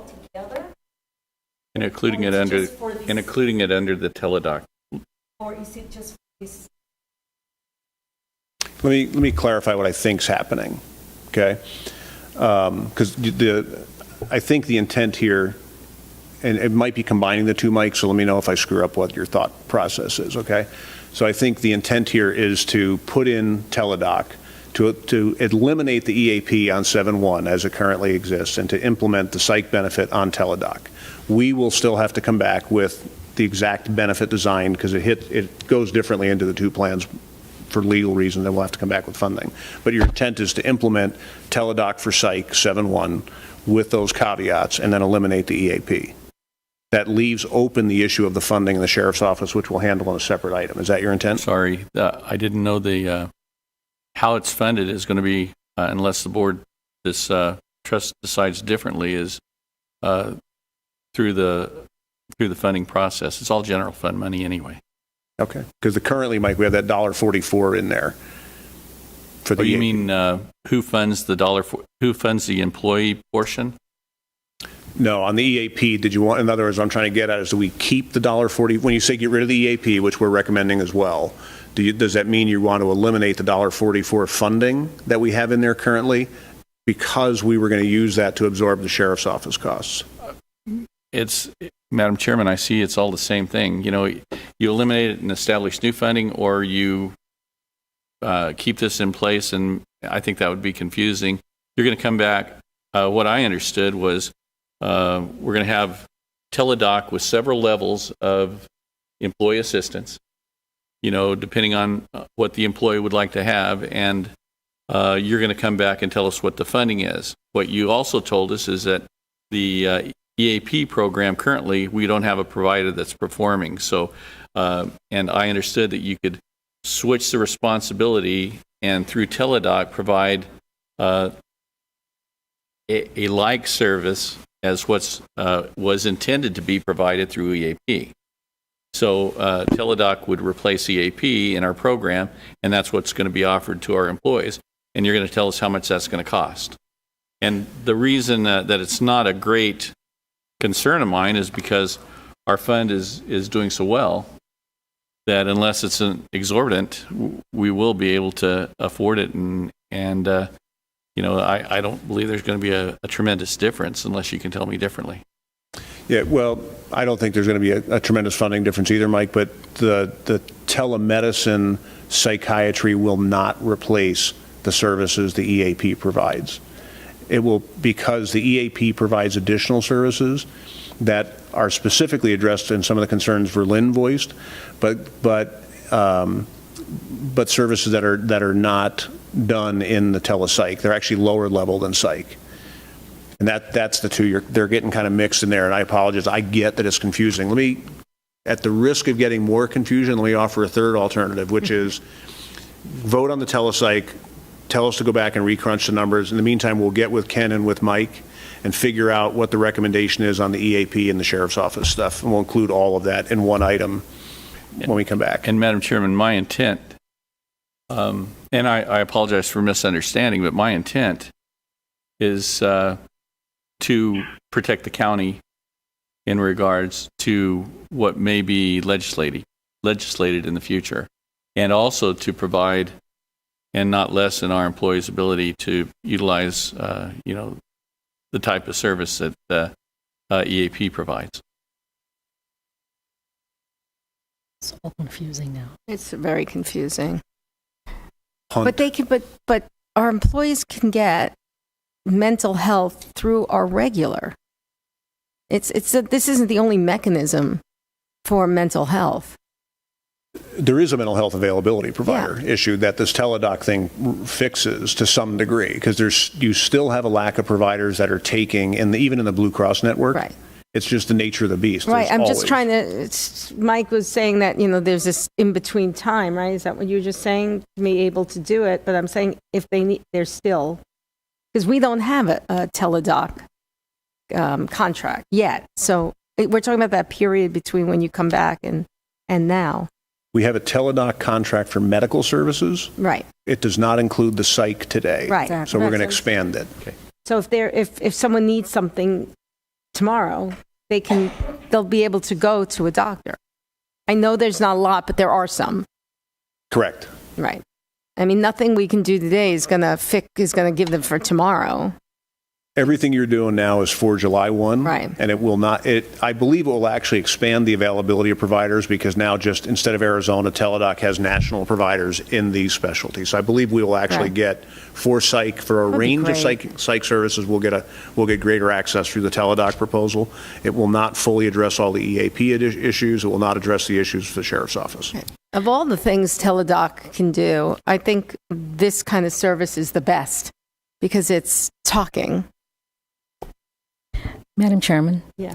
To make it less confusing for me and for everyone, let's not try to switch funding. Let's deal with Verlin's issue, add the additional psychological thing in the Teladoc. That's one issue.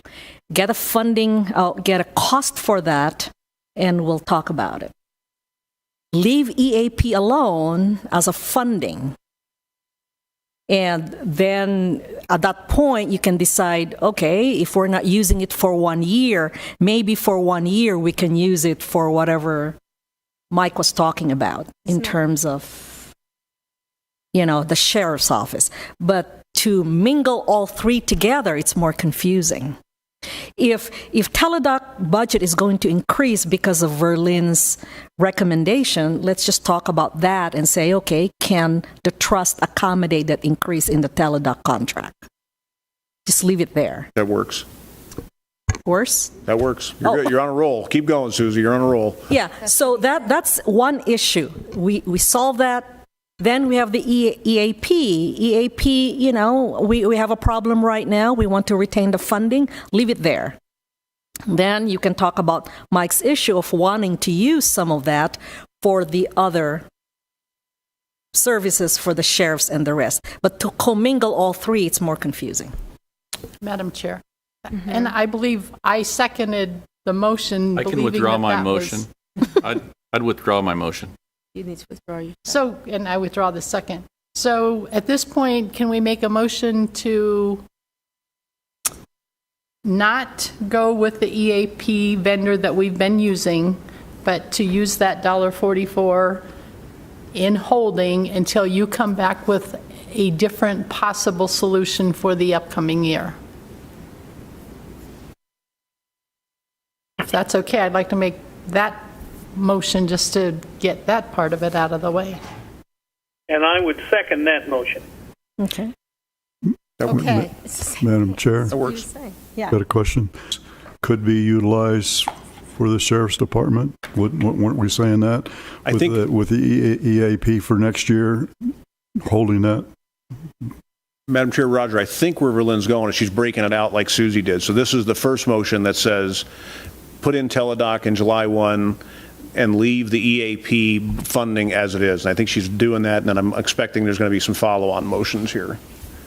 Right. So I think that's a good item. I can tell you, we can live with that item with the budget, assembling a budget. We can live with that motion very, very easily, and then we'll find out where these other motions go for the EAP, for the sheriff's office, and for whatever else is going to follow into the EAP. Is that where you're going, Verlin? That's my motion. It has nothing to do with the sheriff and that funding. It is only to leave our existing funding in place until you give us a possible solution on a different vendor, whether it's Teladoc or somebody else that could meet our needs for our existing, what should have been our existing program that's failing us. For July 1st. You're talking about for July Correct. 1st. Okay. We can do that.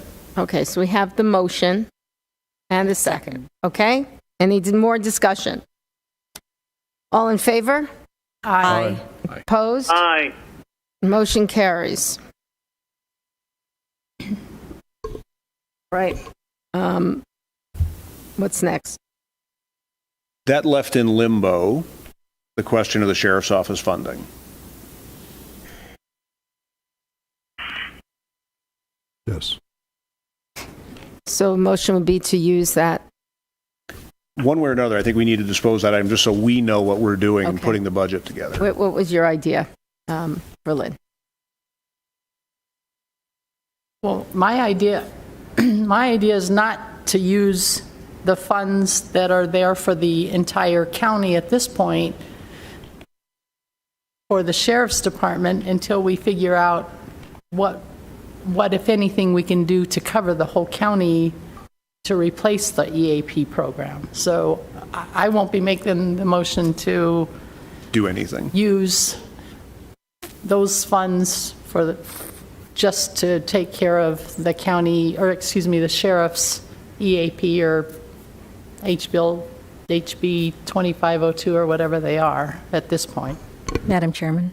Yes. Is that something, Mike and Coral, can you do that in a separate county budget for the general fund, rather than using the trust funds for that? For the sheriff thing? Certainly we can do it. Certainly we can do anything. And we can go out for a separate purchase. We don't have any expertise to procure that type of a service. They do. But they don't work for the county, they work for the trust. So I don't personally see why we would separate employee services from the trust, employee insurance services from the trust, and have an individual department procure their own. I don't see it. Madam Chair. Well, with that in mind, then make it as a separate action for the trust to discuss as part of a trust budget. That's what we're doing. And is that in the trust now, somewhere that I'm not aware of? I mean, is there something in here now that addresses the sheriff and the House bill and that funding? Is that in the trust now, or is that part of the EAP program that we already have in place? And Aaron's going to have to answer that, Madam Chairman. Berlin, this discussion was prompted by that bill, and in response to it. So I don't believe there was, a specific item that was addressing the sheriff's needs as it pertains to PTSD that's existing currently. Is that correct? You're correct, Mike. Okay, this was to expand or to target their services specifically, but maybe I kind of understand that the trust wants to keep in place, and I agree, the funding for a program that no longer works and try to replace it with another program, another provider that will actually be able to provide the service. What that looks like is up to us. And so my question would be, I thought the solution was Teledoc, and Aaron just told us it isn't. So what I would say is that we're going to go out for an employee program, and if we want to add language in it that will cover PTSD for whoever believes they have it or whoever actually has it, then Aaron could procure that service and provide us with a cost for that, and also the screening, and that would take care of both our employees' issues and cover the sheriff and whoever else may contract that. And we can vote on that in a special meeting. Is that true, Aaron? That's the contract for the sheriff's office contracts. I understand are in place today. So what for the once a year evaluation of the people in the sex crimes unit and for PTSD. Are they? Okay, apologies. Are you talking about the sex crime part or the PTSD part? We have a contract with the provider in Prescott that the funding is there, and then they're going to start sending their people, or they were planning on starting to send their people this year based on their activity. So they haven't sent anybody yet that we're aware of, but they were in the process of getting that set up. They already do the PTSD after critical incidents. They have to do that anyway. Right, and the same provider, like says, the reason they went with that provider And the reason we couldn't use it during our EAP is they are post-certified. None of our EAP providers were post-certified to handle the situations in the sheriff's department. That's why we had to contract, or they found a contract outside of the EAP program. So, Madam Chairman, it seems like I just know enough information to look silly, and that happens a lot. But whatever it is, Aaron would work with HR and myself to define a plan that takes care of all the gaps that aren't being filled today. And if the gap of the assessments are currently being done, well, the plan's not going to include that because it's being done outside of what we're looking at. But you would develop a plan to address the needs of the county and procure that service from a provider.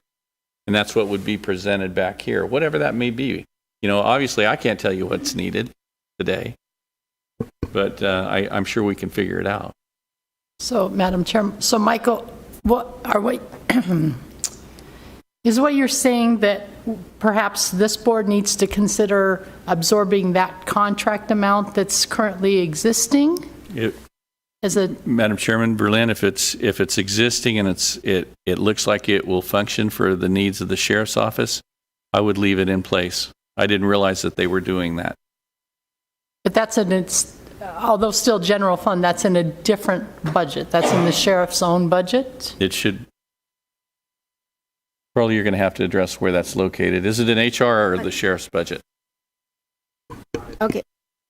Can I ask a question really fast? But this is something that everybody pays into, but only a certain sector gets to use. So if we don't do what we say we're going to do, is getting another one, we're basically taking away a benefit, but they're still paying for it.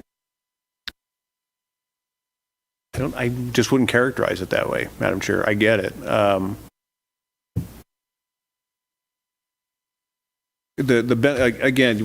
Here's my thing. Let's just forget the sheriff's office line item, because we know that having a vendor issue doesn't mean the service isn't needed, right? So we were just saying, let's since we've got this other issue, admittedly we were all conflating them, kind of mixing them, trying to solve a couple of problems in a line item while we paused to replace the EAP vendor. That's all the initial intent was when we came in. Berlin made a very good suggestion we hadn't considered, which was separate, but it was another good one. But they're all separate issues that have just become conflated for budget purposes. Mm-hmm. So if I was going to make a recommendation, I go back. I think Berlin's on a good track. Let's go back and price that, because I think that will help with the psych availability generically. Yes, it's in the network, but it's not accessible. Yes, we have an EAP, but they're not accessible. I think this is a good option. Doesn't replace the EAP. Does not address that issue. Okay, let's do it. Let's price it. Let's see where that comes out. Okay. Either way, I would tell you flat out, we should not have this EAP vendor, okay, as of July 1st, because it's not working. Right. I do not want to get with Ken and Jade and Mike and jam another EAP provider in there, because I think we'll wind up back in a bad place. I think I would like to use this year to really look at what we can do that will work better for those lower level EAP services that none of the current structures provide for, period. Right. I'd like to use that time to really do it, okay? And I know that seems like a long time, but you guys benefited from a similar conversation with our other counties about life insurance, and we did a whole ton of work with them that did in fact take a plan year to get done, and you guys got the benefit of it today. And I'm only saying that because I'd like the opportunity to get creative on the EAP side and see if we can address this stuff. So what you're seeing today is a Band-Aid. Let's tell us to go do the thing with Teladoc. Let's get that done. And then just direct us to go back with Mike and Ken. And let's see what we can do. We'll leave that $144 there and make no decision other than to terminate the EAP vendor as of July 1. And then we'll see what we can do short term to address the issues of the for all county employees that may subject to a PTSD type circumstance. And we'll come back with that recommendation. And probably in about 10 days to 2 weeks. Agree.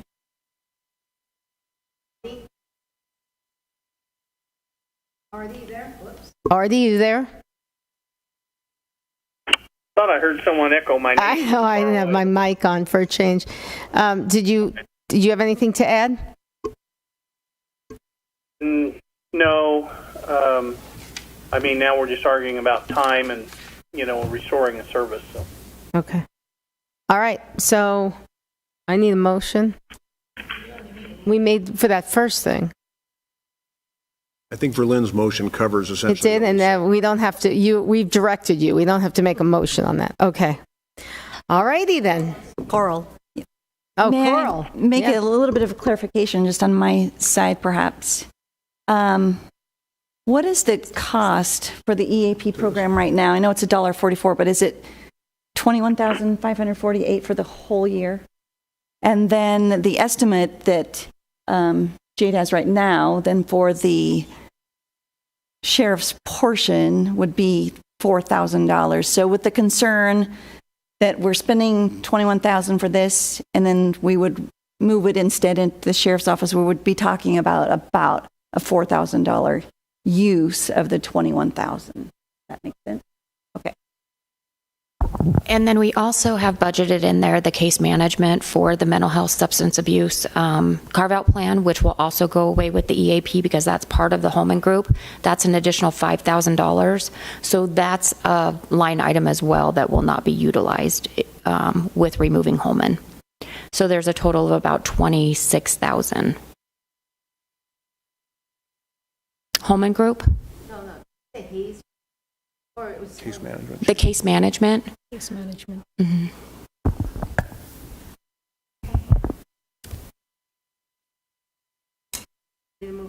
Madam Chair, so with us going away from this EAP program, does that affect what the sheriff's able to do with their vendor? Are they two separate contracts? Separate items, totally separate items. Thank you.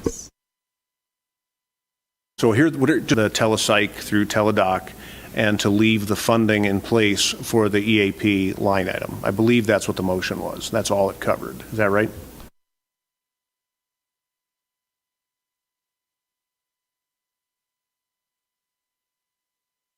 Are we going to vote? we have a motion. We have reread. Oh, that was the long one that you just said? All right, okay, got it, okay. All right, everybody remember? Yes. Pretty much, Mm-hmm. vaguely? Okay, all in favor? Aye. Opposed? Oh, it's not on. Okay. So afraid you're going to hear me breathe during when everyone's talking. All right, so we're going to vote on the motion that was made. All in favor? Aye. Opposed? Motion carries. Any helicopter fares or charges that are there to do their best efforts to get any reduction off of the billed charges. There is a percentage of savings charged to it for anything they get from between what's billed and what's ultimately paid. I would suggest doing that with the additional direction that if gets to a point with a provider where they're going to balance bill the member, that staff be authorized to authorize them to pay the balance so we don't get an employee caught in the middle. Okay. Anyone? I wouldn't. You want to do it? You don't want to do it? Not going Stay here.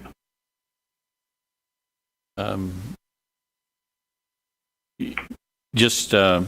Madam Chairman, Aaron said that he was aware of one incident. Is there any additional cost for this service, or is it just authorizing a negotiation? Just authorize negotiation. If it's actually successful, Mike, then they get a percentage of the savings off from what was billed to what was actually paid, and that's it. So it's no cost. And Madam Chairman, Aaron, is there any downside? You said that it could get an employee in the middle of something. No. Could you?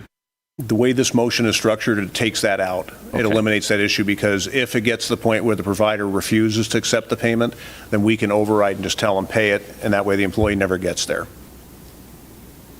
And so I would move to approve. All in favor? Aye. Opposed? Okay, motion carries.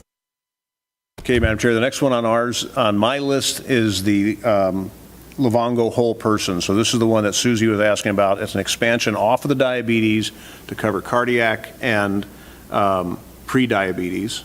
It's a projected cost of about $78,000 a year in addition to the $50,000 we're currently spending. So it's an expansion of that program to cover those 3 additional disease states. Okay.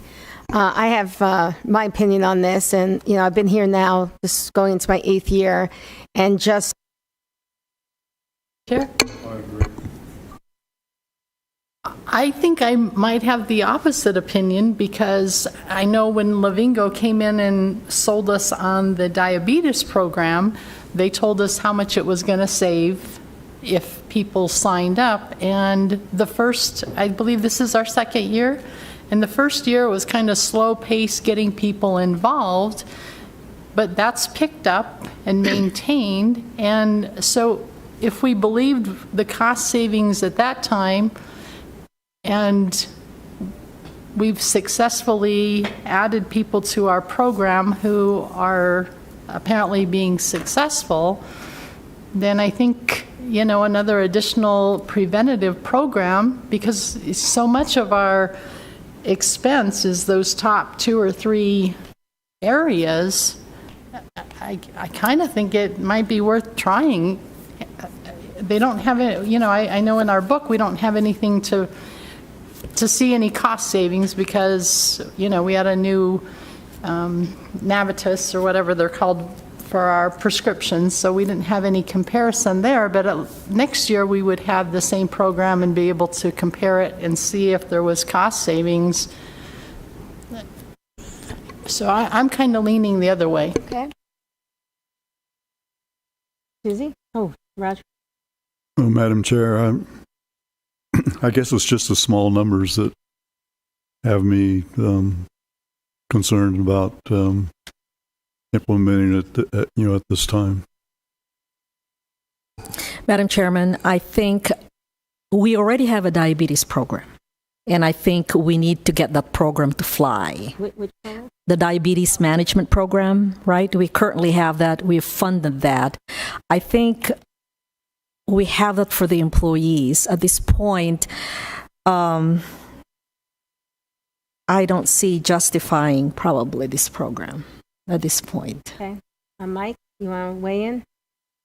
I would have to side with this side of the table, because I believe our diabetes program is very successful. You said we had phenomenal participation based on other things. I'm not sure. And I think that's partially because we provide them with the slips free of charge, whatever those are, the testing strips. And I just don't see, that the other less critical afflictions having that and treatable, like the heart issues, as being as popular as this diabetes program. So I would be voting no. Thank you. Okay. And do you want to say anything else? One more thing. I can't find the page now that I'm looking for, but if I recall, like our top 10 and had those type of ailments. So if they're using 25%, just 10 people are using 25% of our resources. If we don't have programs, preventative programs like this, how do we reduce that top 25% of our funds? Well, again, the assumption is that those people will, which we don't know, and history says that they don't. And I just want to reiterate something Mike said, that it is a gray area, that diabetes is already been diagnosed and they're already doing stuff, and this makes it easier, makes it less expensive, stuff like that. And human nature is just don't do anything until it's there. And we've had plenty of things, wellness and stuff like that. And again, yeah, we've seen our wellness grow, but it's the people who take care of themselves. They're going to do it. It's like the same thing we talked years ago about the gym memberships. People who go to the gyms are going to go anyway. We're not going to incentivize them to go. And that's kind of how I feel about this. But again, the unknown is how many people would. Maybe there would be. Maybe it would. But for that amount of money, I'm not sure that it's worth the gamble. And Madam Chair, in the spirit of providing information, okay, the $78,000 is not a fixed cost. It's our estimate based on what percentage we think might enroll. So to the degree they don't enroll, there's no charge. Well, how much does it turn out per employee who enrolls? It depends on the number of conditions they have, okay? So but we believe that 78 is a realistic number. So my intent is only to say it's not a fixed cost, it's based on enrollment. So if they don't enroll, you don't spend the money, period. And then Verlin is correct that it is targeting that area where our claims are coming from. Whether it would be successful is the issue you're debating, and I understand that, okay? So because a program like this, like the diabetes, that what I referred to earlier as the guardian knot, which is those high areas where we know the claims are coming from. It's one of the high areas our claims are coming from. So they're charged per ailment? Because you said it's not a fixed cost per... Huh? Well, because each of those ones brings with it different equipment. So if your issue is just pre-diabetes, but you're not high blood pressure, you only get the scale and that counseling. If you have the high blood pressure, then you get the monitor, the blood pressure cuff and that monitor. So there are components to it that are varied. What you're essentially getting is the counseling and the equipment that is specific to your combination of disease states. Madam Chairman. I think my mother had all three. And just going through taking care of her. She has insurance. The primary provider provides some of those care for her. And even KMRC has a lot of programs that would help employees or individuals prevent some of those. I think what I'm saying here is that the cost we're paying are the equipment and the counseling. It's not really the program, right? Because what you're saying is that you're not paying for $78,000, you're paying per employee, that the coaching part of it. I think those are available in the area. These are available through your insurance. These are available through your primary care, through your insurance, through the trust money to pay for the things that they're going to get. I mean, my mother got some free of those from the primary physicians. And again, I want to make clear, I'm not advocating, I'm trying to give information. Okay, I do believe would be a good effort, but I'm trying to be objective and just answer that. And Madam Chair, with respect, Susie, I think you're wrong. Because what this does it in the home on a continual basis versus appointments that you may or may not be able to get. So it's an ongoing 24/7 cellular enabled. So every time they put that blood pressure cuff on, and it registers, it uploads the results, which tells you how effectively the disease state's being managed.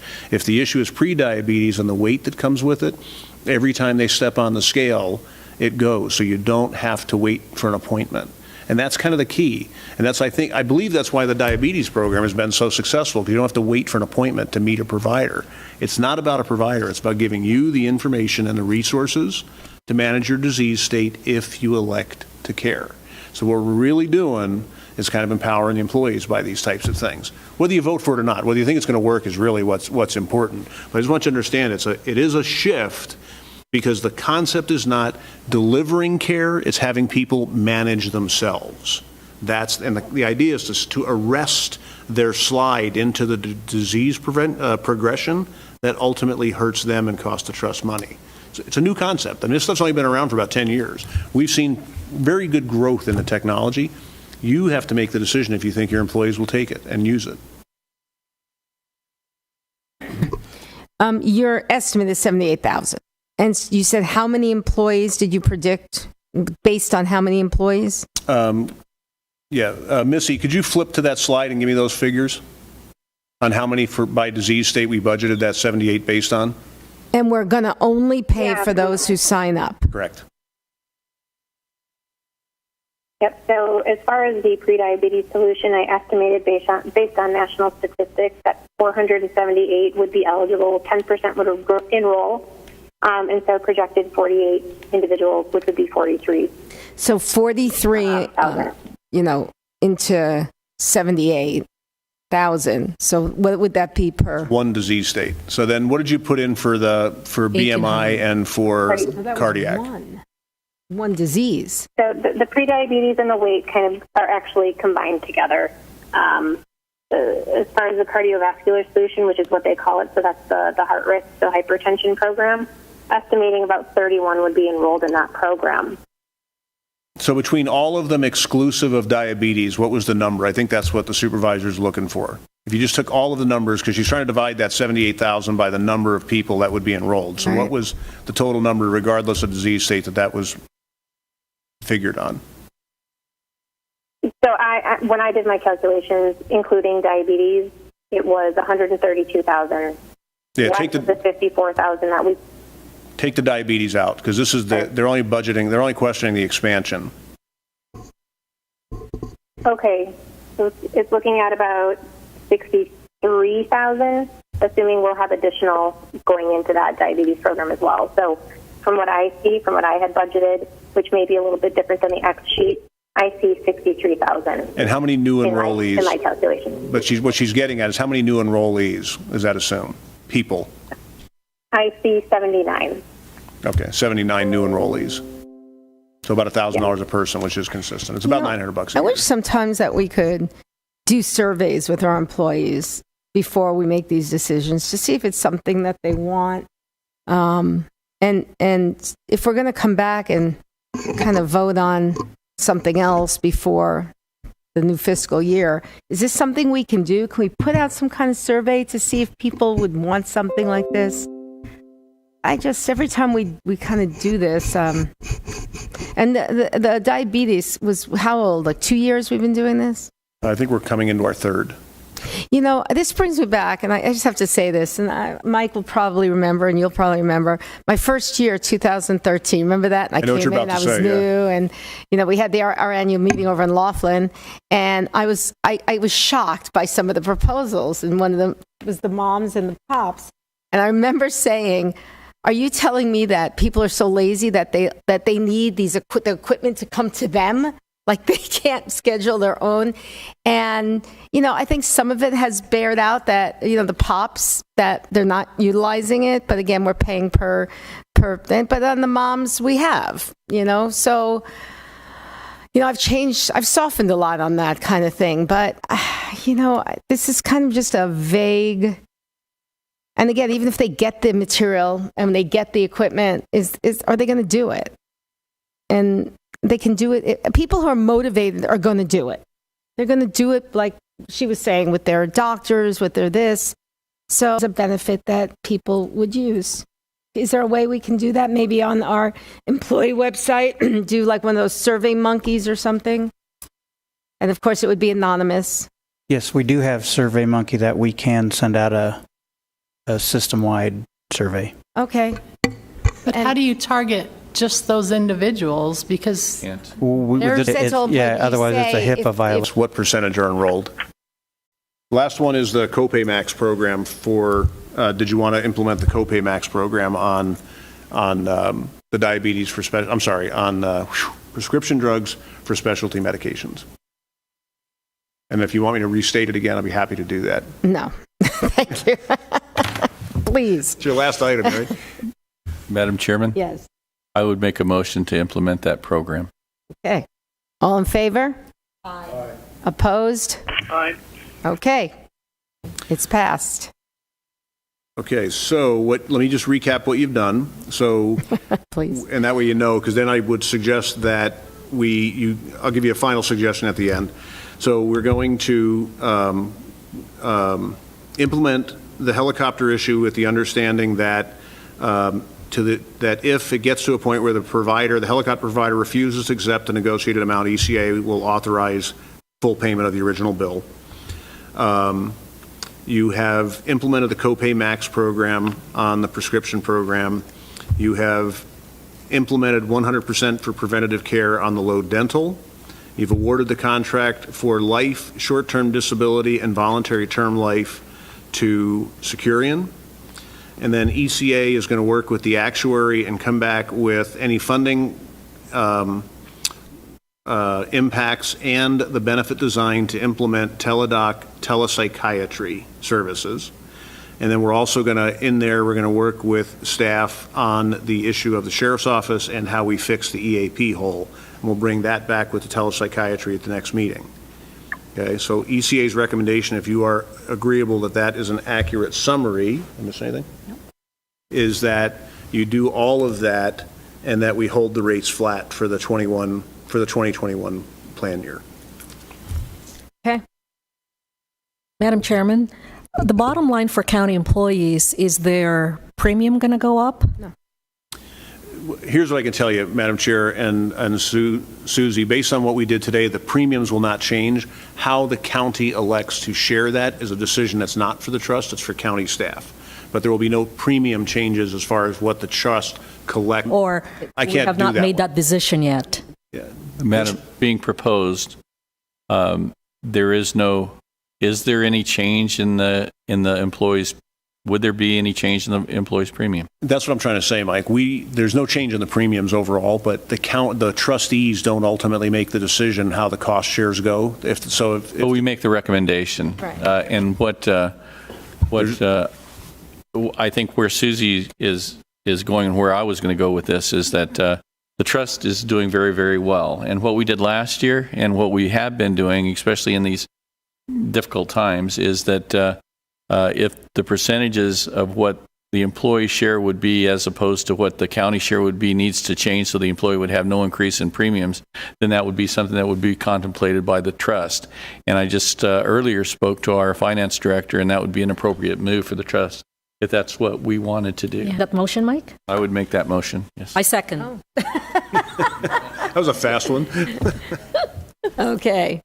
We got a motion and second. All in favor? Aye. Aye. Opposed? Okay. Thank you. You got Okay. to it finally. Madam Chair, the last item on the agenda is the administrative update. And if I can just walk through that, it's a non-action item. So ECA is going to be working with the county staff on open enrollment prep, which will include noticing people of what the benefit changes are, and it'll include also specifically on that voluntary term life and any other changes the board has done. We will then work on developing the risk management plan. Susie, that's one we'll get you an older one, but you'll see it. It's essentially the business plan for the year. It encapsulates all this and then sets out our work goals, which will include an RFP. And then, just as an update, Ken, on dual spouse.